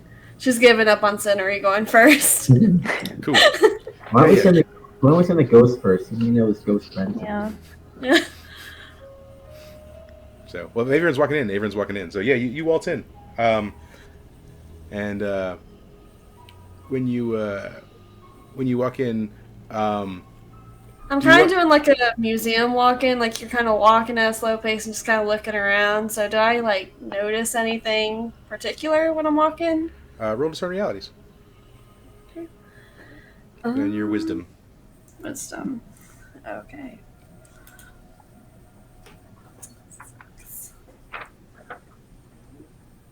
That would be a 6. Yep, you don't notice a thing.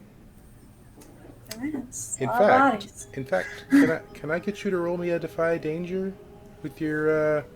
Let's roll with your Constitution. Okay. Oh, also, side note, I realized I was supposed to be adding 1 to my damage because of my serrated edge on my axe. So, whoops. We'll be doing that from now on. Yeah, cool. The further you get in, you start hearing like whispers. Like you can't discern what they're saying, but the further in you get, the louder they get, and it sort of gets to a point where it's almost unbearable.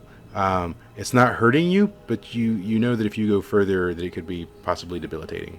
So we'll say you get like halfway into the room, you've come to like this second pillar here, when the whispers get sort of deafening. I go ahead and take a couple steps back and kind of like wince and kind of shake my head a little bit and be like, Parkus! Like kind of like a half whisper, Parkus, are you doing this? Still thinking that's the ghost. Look, I'm sorry. I didn't know the dire bear was going to eat you. It wasn't my first choice. You should really be haunting Bylan. It was all his idea.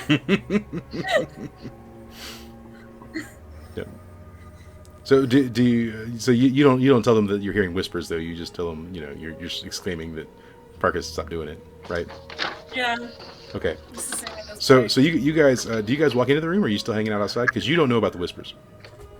I follow her in there to try to understand what she's talking about. So let me get you to roll discern realities then. Wisdom. Yep. Yeah.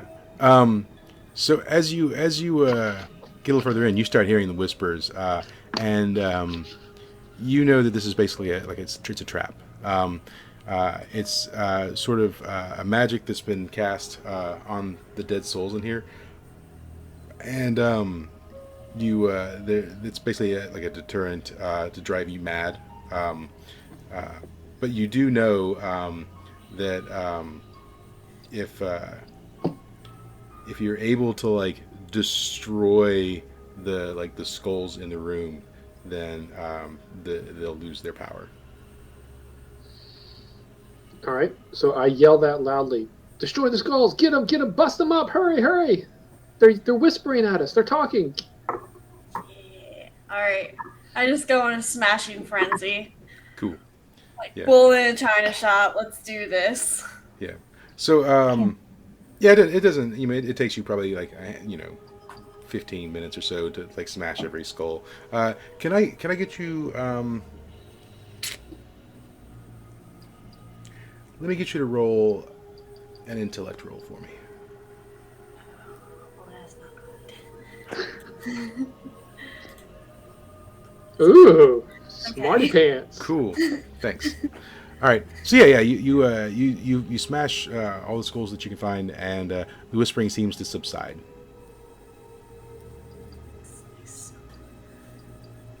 You could proceed further in the room if you wanted to. What is Bailun doing during all this? I'm kind of creeped out by all this. It's kind of like spooky shit. Yeah. I'm kind of like I feel uncomfortable, like actively uncomfortable about it. Yeah, and Cinery? I'm kind of in the doorway watching things go down, Yeah. All right, cool. not wanting to interfere at this point in time. Cinery's like, I'm just having a I don't want to become day. a burden. Don't get in anybody's way at this point.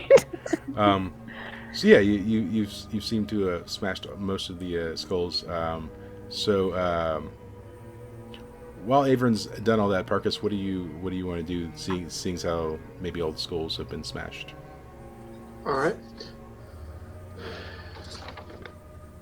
I guess it's just I want to keep inspecting as I proceed. I'll keep proceeding and inspecting as I go. Yeah. Is that one Okay. thing? Instead of discern. Yeah, we can pause it. You're pretty vigilant in this room. You've already rolled a good roll. So, yeah. So as you get back towards the rear of the room, you see sort of in this corner over here, you see the glint of like just a flash of green light as you're walking around. Vylan, come look. I think we found it. Come. What, another skull to smash? No. Whatever you wanted. Drinks. Come. For these. The box. Yeah. I'm gonna proceed cautiously up there. Yeah. Come on, Vylan. It's Parkus's like dying wish. Yeah. If we do this, we can move on to the afterlife. Yeah. I wonder, since we only got to pay 3 barcades instead of 4, if we'll have extra money for more booze. So the box is in there. It's sort of in that crevice. You can sort of see it. It seems to be wedged in. Does anyone want to like? I mean, do you I have like take it? In my pouch for like any oil or something to kind of loosen it up. Does anyone want to like detect traps or? Come on, thief. Okay, detect trap. Yeah, roll for it. 2d6 on what I think Dex, right? So.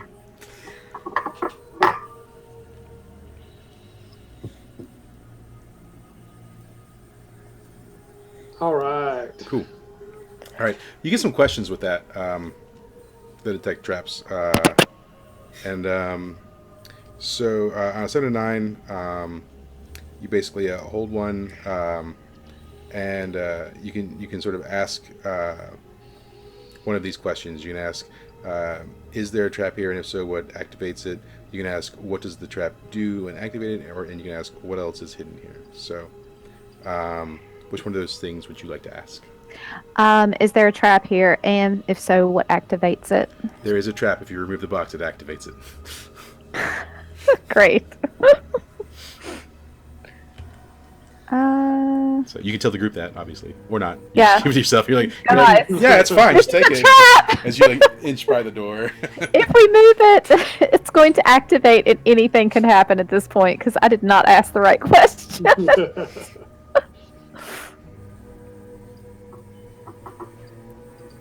How bad do you want it, Vylan? Grab it. I mean, I can So, put oil on We're ready. that. I have a question. Is there looking at the picture, it looks like there's like a shelf thing on top of where the box is wedged in. So like up here. Is there like a platform? Yeah, I mean that's sort of it's like a shelf basically, and there's like some candles sitting on it and what have you. Is it big enough for me to stand on it? I would say you could stand on it. It'd be kind of like height wise, it might be a little tight fit, but you could stand on it. Okay, so I'm going to try to stand on it and then use the handle of my axe and kind of like tell everyone to step back, wedge it between the box and where it's stuck, and kind of like try to crowbar it out. Yeah. Okay. Yeah. Roll on strength for popping it out. So I'm hoping that way no one's in direct fire if this thing goes off. Yes, you pop it out beautifully without any problems. However, so the box pops out, right? You don't damage the box. You don't damage yourself. When it pops out, so this column up here, yeah. Mm-hmm. So it seems like the box was supporting that. So this immediately falls in. This falls out. As this falls out, this starts falling down, and it seems like it's trailing up here towards the ceiling. You have like seconds to like grab the box and start running, essentially. Or you can stand there and see what happens. No, I'm like, haul ass, y'all. Let's go. We got what we came for. Go, go, go. Who grabs the box? I'll grab it. All right, cool. And then let me get you all a dex roll for Defy Danger as the room starts crashing in around you. It's gonna be the one time that I suck. Oh, okay. Yep.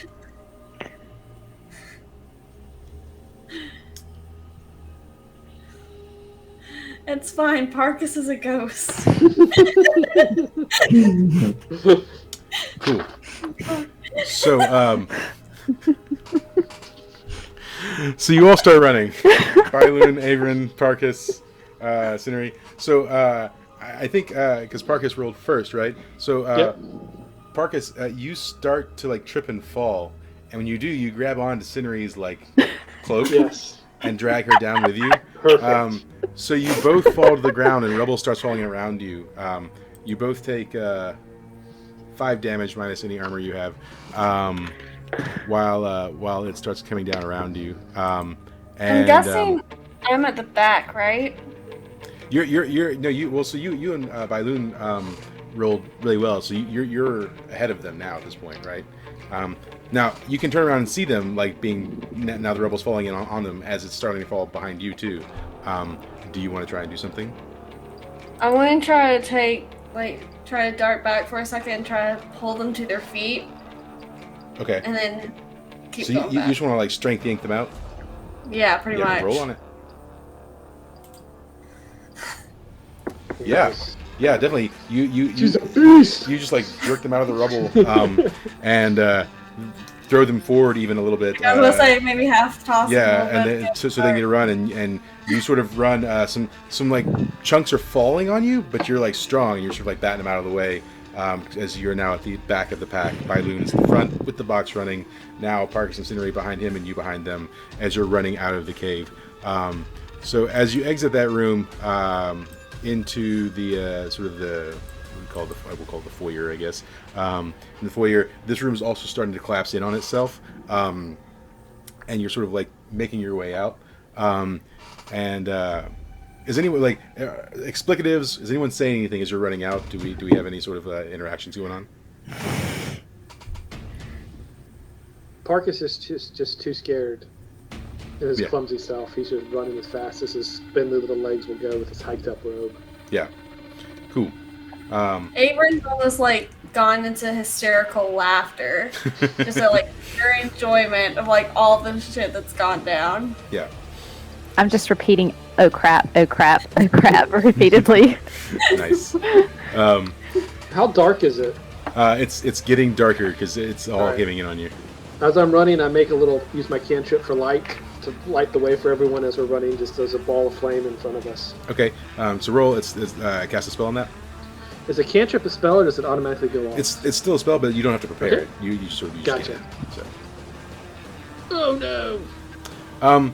So you get your rune just slightly wrong, and you actually suck all the light out of the room, and it suddenly gets like pitch black dark all around you. Can everyone please roll a discern or roll a defy danger with your? I'll tell you what. I give you options. You can do it with Dex to like maneuver your way out. You can do it with Strength to power your way through, or you can do it with Wisdom for making sort of just like intelligent choices of getting out. So you can choose any one of those 3 stats. Finally.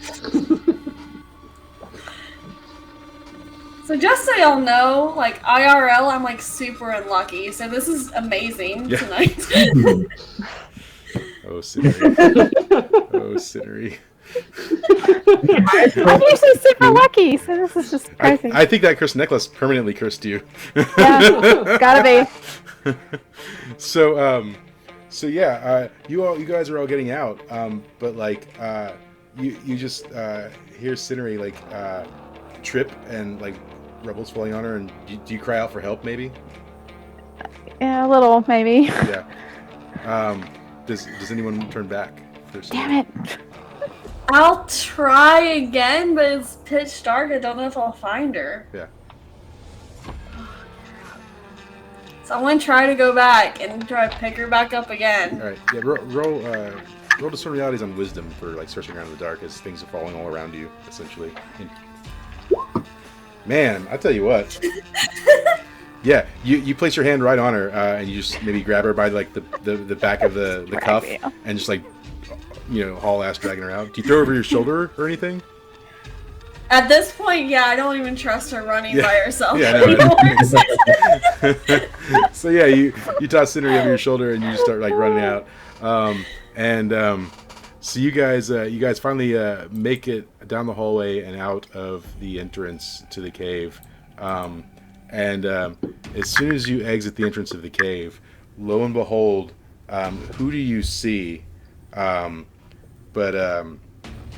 There's the favored son of the Scabbard Wizarding family, and he has with him 4 cloaked individuals.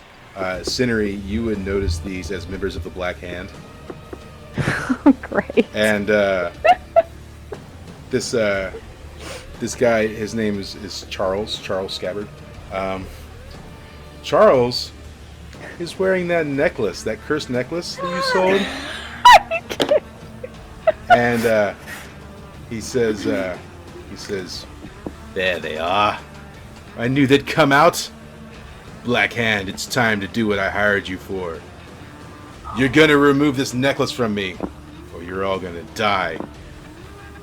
And he's specifically pointing at you, Cindery. Whew. Did you know that yours had visual effects? No, of course not. Okay, question. Am I able to use my arcane art for this?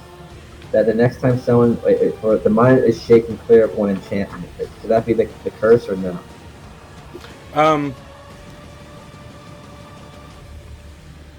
I'll tell you what. Roll high. If you roll a 10+, you can clear the enchantment. Oh. So close. Nope. So yeah, when you do it, it feels like to him for a second, like maybe the curse is revealed, and then it like bears back down on him. He can feel it. So he's like, "Oh wait, no!" And he says, "Cursed bard and your tricks, you'll die too for this." Well, why does the ghost try? Because he won't die. He's already dead. So as this is happening, the 4 men in black cloaks are closing in around you. And the cave entrance behind you is completely caved in now. So you're pinned sort of right here in this area by these people.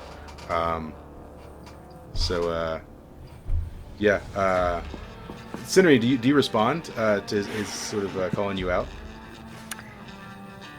Can I just act like, just saucily walk up to him, just say, "I missed you. I'm so glad you found me." Okay, I actually need 2 rolls for this.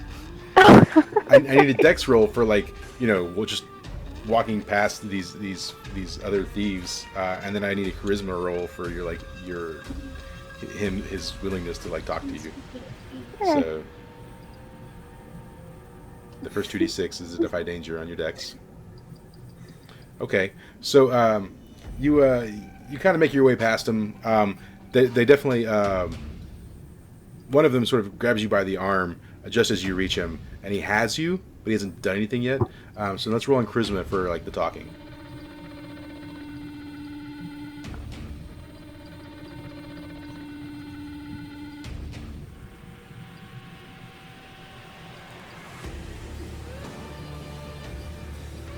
All right. So when you're talking to him, what's your intent? What are you trying to get out of him when you're talking to him? I want to get close enough to basically pick that necklace right off his neck. Okay. So he's like, "Have you come to remove the necklace?" Sure, I can do that. He says, "Then do so. But I also expect compensation for my trouble, for all the cursed luck this has given me." So, Am I allowed to speak up during this moment? Yeah, I mean, this is happening. You can yell whatever you want while this is going on. Like, your compensation will be her removing the necklace the easy way, and then I kind of like bring up my axe, kind of like collect the light a little bit. It's like, because there was another way we could get that off your neck. As soon as you raise your axe, one of the guys in the black cloaks draws his bow and points it directly like at your face, essentially. Bitch, I wish you would. So you Can I calm everybody down? So you want to try to remove this necklace? I have compensation. Didn't somebody in our party pick up another necklace that was kind of cursed? He's got like a broken stone necklace that brought a golem to life. Ah, could we maybe? But right now, all he cares about is getting that necklace off his. I mean, the compensation is like an afterthought. So you want to try and remove the necklace? Yeah, I'll tricks of let the you trade. lose your pickpocket skill if you want to try and remove it. Yeah. Okay. So that 2d6s. Sorry. 2d6 on whatever your modifier for that trait is. Okay. Let's see, pickpocket. My hair. Yeah, so it's on Dex. So just Okay. 2d6 for you. Ugh. Okay.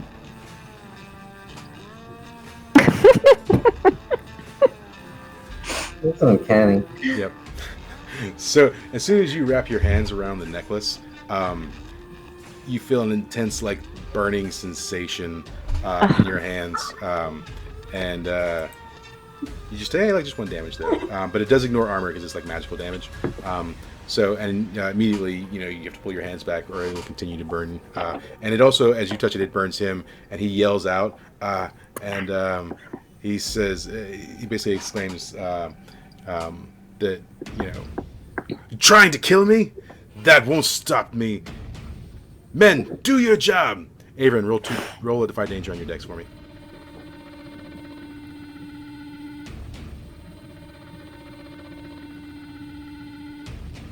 Who did you roll it? Avon? Oh, I thought you said Cinery. My bad. So the guy who's got his bow pointed at your face, he lets the arrow loose, right? And you move your head out of the way, just like as it sort of like grazes you in the same spot where the dang dagger got you. Just reopens that wound, Sorry, I was hoping I had ones. You just take 4 damage minus armor as it grazes your cheek and reopens that wound. Meanwhile, the one guy that's got you, Cinery, he goes to sort of like restrain you. Can you roll Defy Danger on your Dex for either getting free or abating his restraint?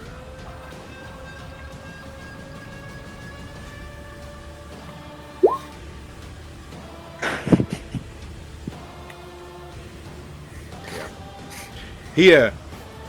He grabs both arms and pins them behind your back and forces you down to your knees.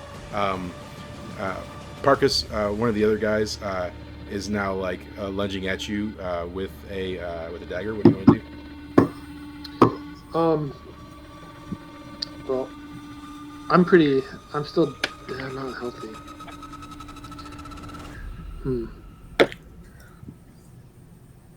We're gonna blast him with the pencil with magic missiles as he's coming towards me. He's dashing at me. I hit him with the best thing I can do. All right. Now you've got a -1 on your spellcasting too. Is it for all spells or just the one I cast? I think it's all spells. Okay, well then that's a 7. Yeah. I'm sorry. All right, so that's right. It's the same result, really. I mean, 7 and 8 is basically the same. So, all right. So, roll damage and then tell me what you want your negative to be. All right. I'll draw more attention to myself. Yep. All right. And so, how do the pencils hit him? Were you aiming? I was just aiming for his chest, center mass. All right. Cool. Yeah. So they catch him in the chest. They knock him back just a little bit. But as soon as that happens, the other cloaked guy comes up behind you and kicks in the back of your knee, forcing you to the ground, and immediately like sucker punches you in the back of the head. And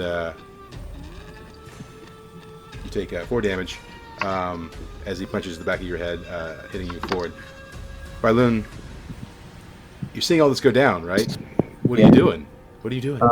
I know I know Parkus took damage. Who else took damage? I did. Yeah. How low are you? Are you a little low, a lot low? Nah, not really. Okay. Half. Hmm. Hold on. You're at half Parkus? Yeah. I'm gonna go for a heal on Parkus because I'm more worried about that. So 7. Okay. So there's I think there's like a consequence on that on the 7 to 9. So, hey, wow, that's a lot of healing though. So yeah, you start singing again. Just in the middle of battle, because that's what you do. Let's see, what is that? Okay, all right. Did you draw unwanted attention, basically, or the magic reverberates to other targets affecting as well. So, do you want the spell to reverberate and affect other people, or do you want to get unwanted attention? Unwanted attention is better. Huh? Unwanted attention is better. You want the? Sorry, I still didn't. Unwanted attention. Unwanted attention. Okay, yeah. So the one that shot Averin has quickly redrawn his bow and shot at you as well. As you're sort of singing, and this guy knows what bards are and what they do, so he knows that your singing is not something that they want. So he shoots off another arrow in your direction. It grazes you for 1 damage, and maybe the armor ignores it. Bounces off your armor, but it definitely hits you, and you notice it, right? Yeah. So, Averin, what are you doing? So I just want to make sure the healing went to Parkus, right? So, there's the one guy that shot you, and then also just shot at Bailoon. Another guy so there were 4 guys in black hoods. So another guy has basically kicked in Parkus's knee and punched him in the back of the head. And another one has Cinery with her arms behind her back and on the ground. So I'm gonna go ahead and swing at the guy with his arrows, because I know that he can, with his range, he can probably attack. He's literally sort of right there in front of you. I mean, he's the closest to you for sure. Yeah. So that too. So I need to remember. Do my +1. Oh! There you go, guys. I'm starting to roll poorly. Poorly-ish. Yeah. 7's still pretty good for Cinery. So roll your damage. Got her. Oh wait, I did it wrong. I was supposed to add 2, so that's actually an 8. My bad. Okay, that's still the same effect though. Roll your damage. It's my damage that I add 1 to. Bless it. Okay. There we go. All right, cool. How are you hitting him? So I'm going to go straight for the arms again, trying to somehow maybe get him distracted at the very least. Yeah. I mean, you definitely lop off an arm, right? So he drops his bow, right, and grabs the arm that you've the shoulder where you cut the arm off basically, and cradles it, and he takes a few steps back. While that's going on, Cinery, you're being sort of held against your will against the ground. The guy above you, he's just, at this point he's kind of just laughing, and he's raising a fist. He's gonna just sort of sucker punch you. What do you want to do? Can I please stand up and headbutt him? Yeah, you can roll on strength for that. Yeah.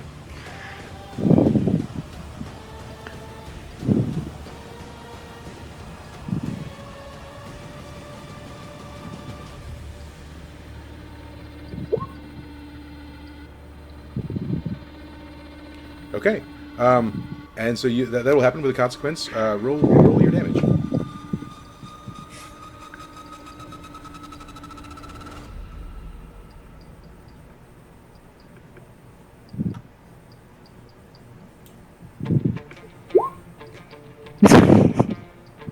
Oh no, it'll be a D8 for your damage. Sorry, Yeah, just no worries. one, correct? Yeah, just one D8. Okay, sorry. Yeah.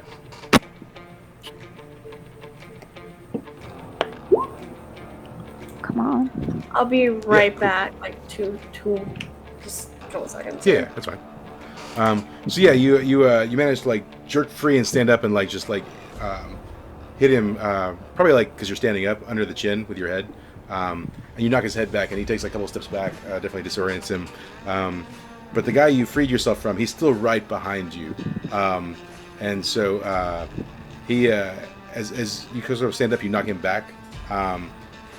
But then he like swipes your legs, so he's like kind of falling back, and he kicks at your feet. Let's see. Doesn't do a lot of damage. It's just one damage, and your armor absorbs it. But he does kick you in the leg, which causes you to stumble just a little bit. Parkus, this guy sucker punched you in the back of the head. All these things are going on around you. Now you had the one guy that you shot, and he's sort of like regaining his composure, and then the guy behind you just punched you. These are the closest to you in your vicinity. What are you doing? Well, since I got my invigoration and healing from Byland and I feel the magic flow through me, I just stumble forward and keep casting as I'm running forward towards centering in the main group. So we'll attempt to cast a magic missile at the guy who's disoriented as I'm running forward, ignoring the guy behind me. Okay. Well, so yeah. Okay. Is that gonna be a minus to my roll since I'm still disoriented? Okay. Yeah. You have a new dog now. Oh. Hello. You're supposed to be playing with chemo. So what do you want me to roll? So just roll your cast basically, and we'll base everything off that. All right, cool. So yeah, you get away from the guy behind you. He doesn't quite get like the reach, and he goes to like grab for you, but you slip through. And then as you're running, you're like just casting this other guy. So roll some damage. Cool. So these will like basically. Where are you shooting him? Where I hit him before, again in the chest. Okay. These are going to pierce right through his body. So they're going to go right through, and he's just going to fall to his knees and fall over as you run forward. As you've slipped away from the guy behind you, he sort of just tosses a dagger at you, just one damage. So it just sort of just like maybe bounces off. Do you have armor? I have light. Okay. So yeah, it just like bounces off you because it wasn't a very good throw in the first place. As he's running away. Bailoon, what are you doing? I'm gonna. So let me paint the scene for you. You've got the guy over there with Cinery. The guy that Parkus just shot would be sort of just behind him. He's fallen over dead. The guy behind Parkus, and then there's the guy who's like missing an arm over by Averin. That's probably the one of the worst shape missing an arm. Yeah. I'm gonna shoot my bow. All right. 10. Oh yeah. Ooh. All right. No more jumping in my lap. Oh, and so something else too, and I should have mentioned this sooner. Anytime you roll a 10 plus, you have the option to roll an additional d6 worth of damage, opening yourself up to attack. So you can roll your normal damage, and if you want, you can roll an additional d6, but that makes you vulnerable. Only to the guy I'm attacking or to anybody? You can roll it. Well, I'll say you can roll a d6 on anyone if you want the additional d6. So 1, and then I'll put the other d6 of damage on that same guy. okay. Yeah, cool. So you're gonna kill him with your arrow. How do you do it? I just shoot him in the eye. All right, cool. So yeah, you shoot him. No, you're goes not jumping right back into the up. eye. Part of it pierces out the back of his skull, and he just falls over. But while that's happened, the guy who was previously behind Parkus, he's run up behind you, and he sort of like put his knife up to your throat and like restrained you, and he yells out, "Everyone, drop your weapons, or I kill him!" Abram, what do you do?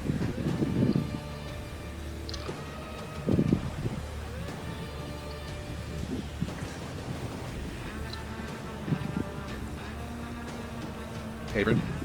Oh, sorry. I thought you said my name. I wasn't sure. Yeah. Ah,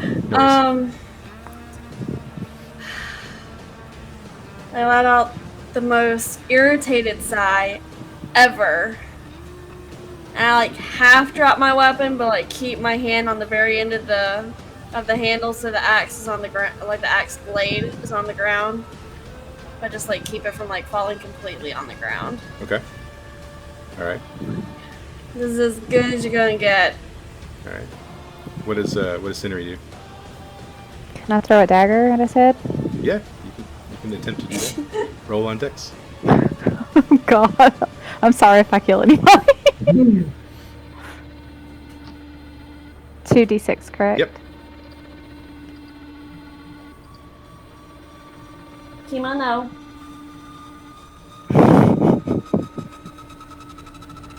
What do y'all want it? Okay, cool. Nope.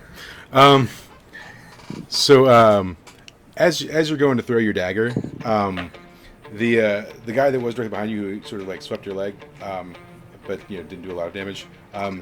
He sort of like is rising up as you're doing this, and he takes out his sword, deflects the dagger, and he goes flying up into the air, and is basically starts charging in on you.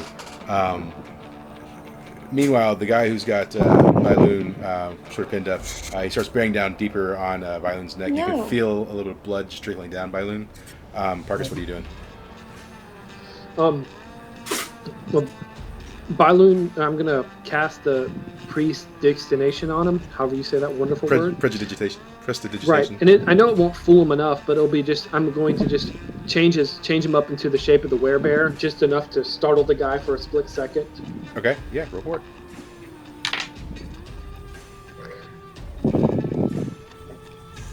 So there you go. All right. Yeah, and what do you want to take as your negative? Unwanted attention. All right, cool. Well, actually, for this one, we're just going to lose this pre-death. Can I lose the cantrip until we'll lose the cantrip? Yep. So Bailoon, you for a brief few seconds look like the dire bear, and the guy definitely he's startled. He backs up like oh god, what the heck, so as soon as he's like startled and takes like a step or so back, Averin, what are you doing? So I'm gonna go towards. Who was the one that was keeping someone hostage? That's the guy. The guy that just stepped back from Bailoon. Turned Bailoon into a werebear. Yeah. I want to go straight for him and take my axe I was holding on to a little bit, swing it back up, and just go right down onto his shoulder. Yeah. So he's definitely startled. So you can take a +1 advantage. So you can roll with your normal stats plus an additional 1 on that. Okay. So on your strength.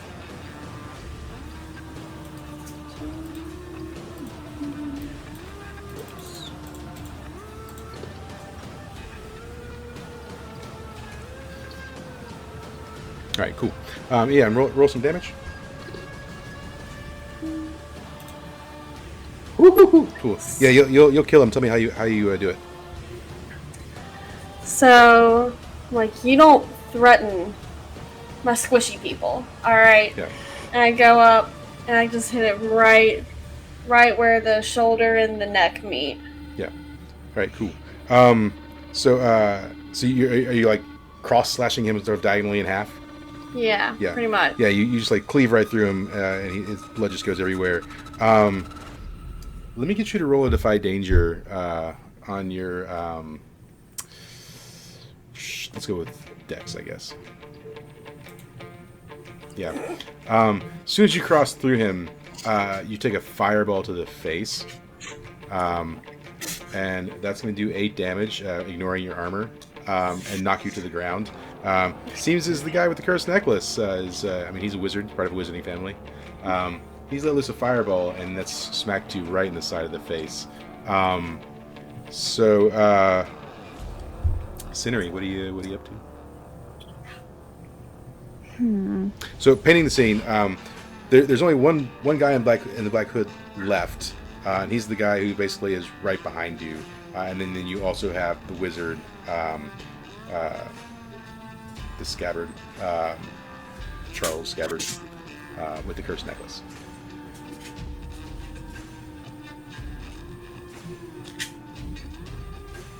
I'm getting your attention, but you're not coming back up here. So is it too late to try to defend against that fireball? Yeah. Okay. Mm.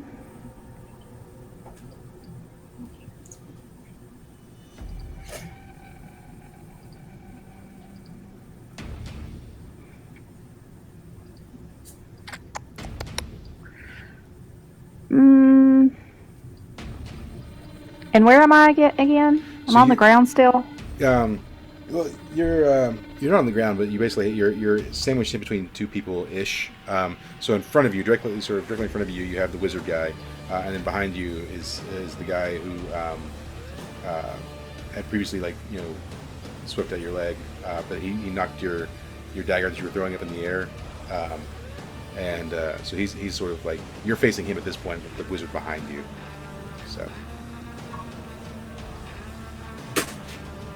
So there's no opportunity to backstab. Not currently. Now, you could, if you want to, roll on dex for slipping away. And so you could take this turn to slip away and get into a position where you could backstab if you wanted to do that. Yeah, let me try that. Okay, so roll on dex and then see if you can't maneuver your way out of the situation. I'll take my earbud. Okay. So taking advantage maybe of the confusion caused by the fireball and everything, you manage to sort of duck and roll and sort of slink away without being terribly noticed.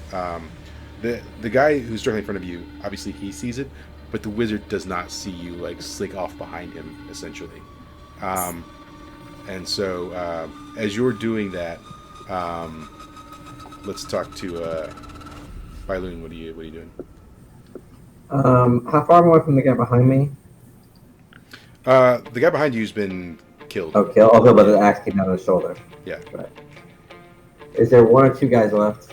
There's two guys. There's one black cloak guy and then the wizard. I'm gonna try to tackle the wizard. All right. Go for it. Would that be a strength? As a bard, you roll in your dex. Awesome. Ugh. Sad day. Yeah. So as you're running in to go for the wizard, obviously you have to run past the guy in the black cloak, and he just throws out his arm and clotheslines you, knocking you to the ground. You take 2 damage as he just sort of knocks you back. Okay. Yep. And Parkus, what are you doing? I yell out, "The pencil is mightier than the scabbard," and cast my pencil magic missiles at Lord Scabbard. Do it. All right. Roll for some damage. Nice. Where are you hitting him? Right around the neck where the pendant's at. Okay. So yes, several of these sort of slightly ethereal pencils lodge into his neck, and he grabs at his throat. This is a good time to pause it while he's doing that. Cindery, do you want to backstab? Yes, I would like to Cool. backstab. You can take a +1 advantage because he just doesn't know you're there, basically. So.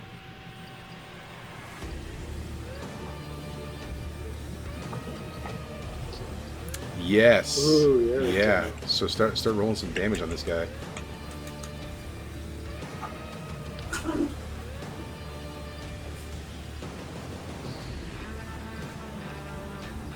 So I just do 2d6? No, you get. No, what do I do? So the 2d6 is always just for attempt. Yeah. So you pass that. You pass that marker. So now you're just rolling.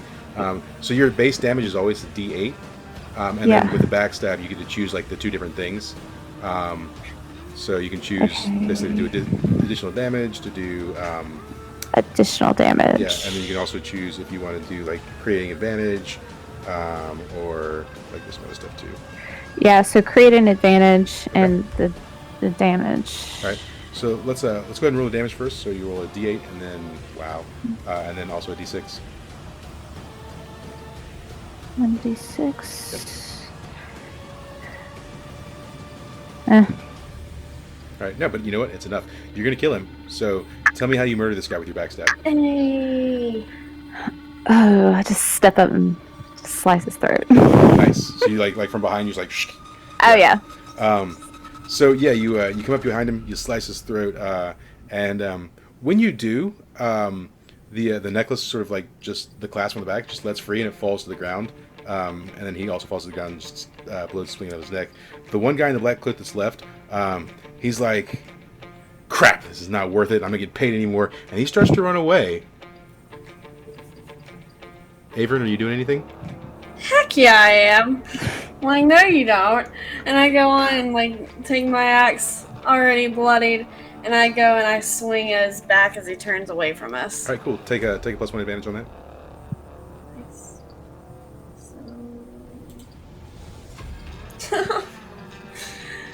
So you trip over the wizard's dead body. Does better. You trip over the wizard's dead body, and you kind of fall on your own axe. And you take 4 damage as you fall on your own axe on the ground. And this guy's starting to get further and further away. What's Bailoon doing?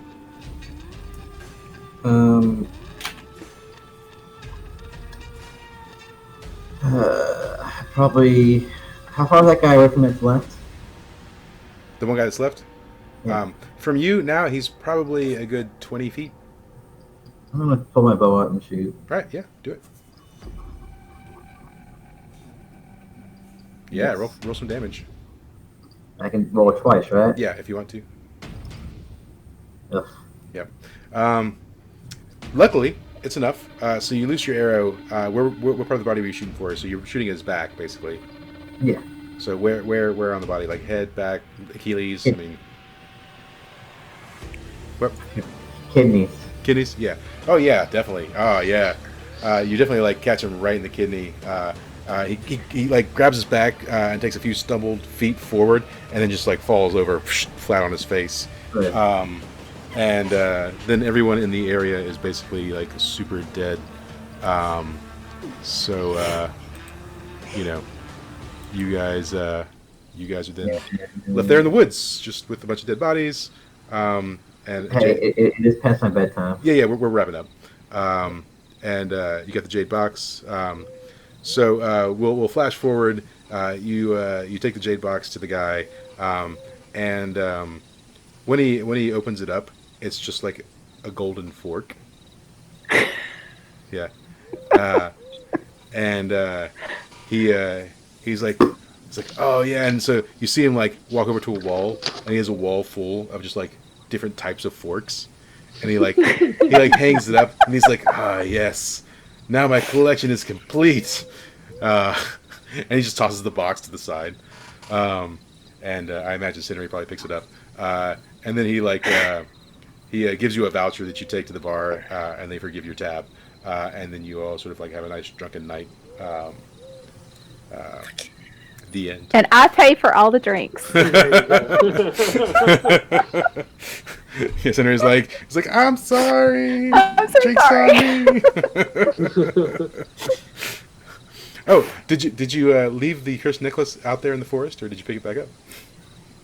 Oh, I felt like I probably picked it back up. Cool. Yep. Now you have the cursed necklace again. You trip several times throughout the night and constantly stub your toe and hit your shin on things. So there's that. So yeah, and that's sort of that's what we'll sort of conclude. So we'll say bye to the stream. Bye, stream. Thanks for watching. What's up to Brazil? My boy Blue.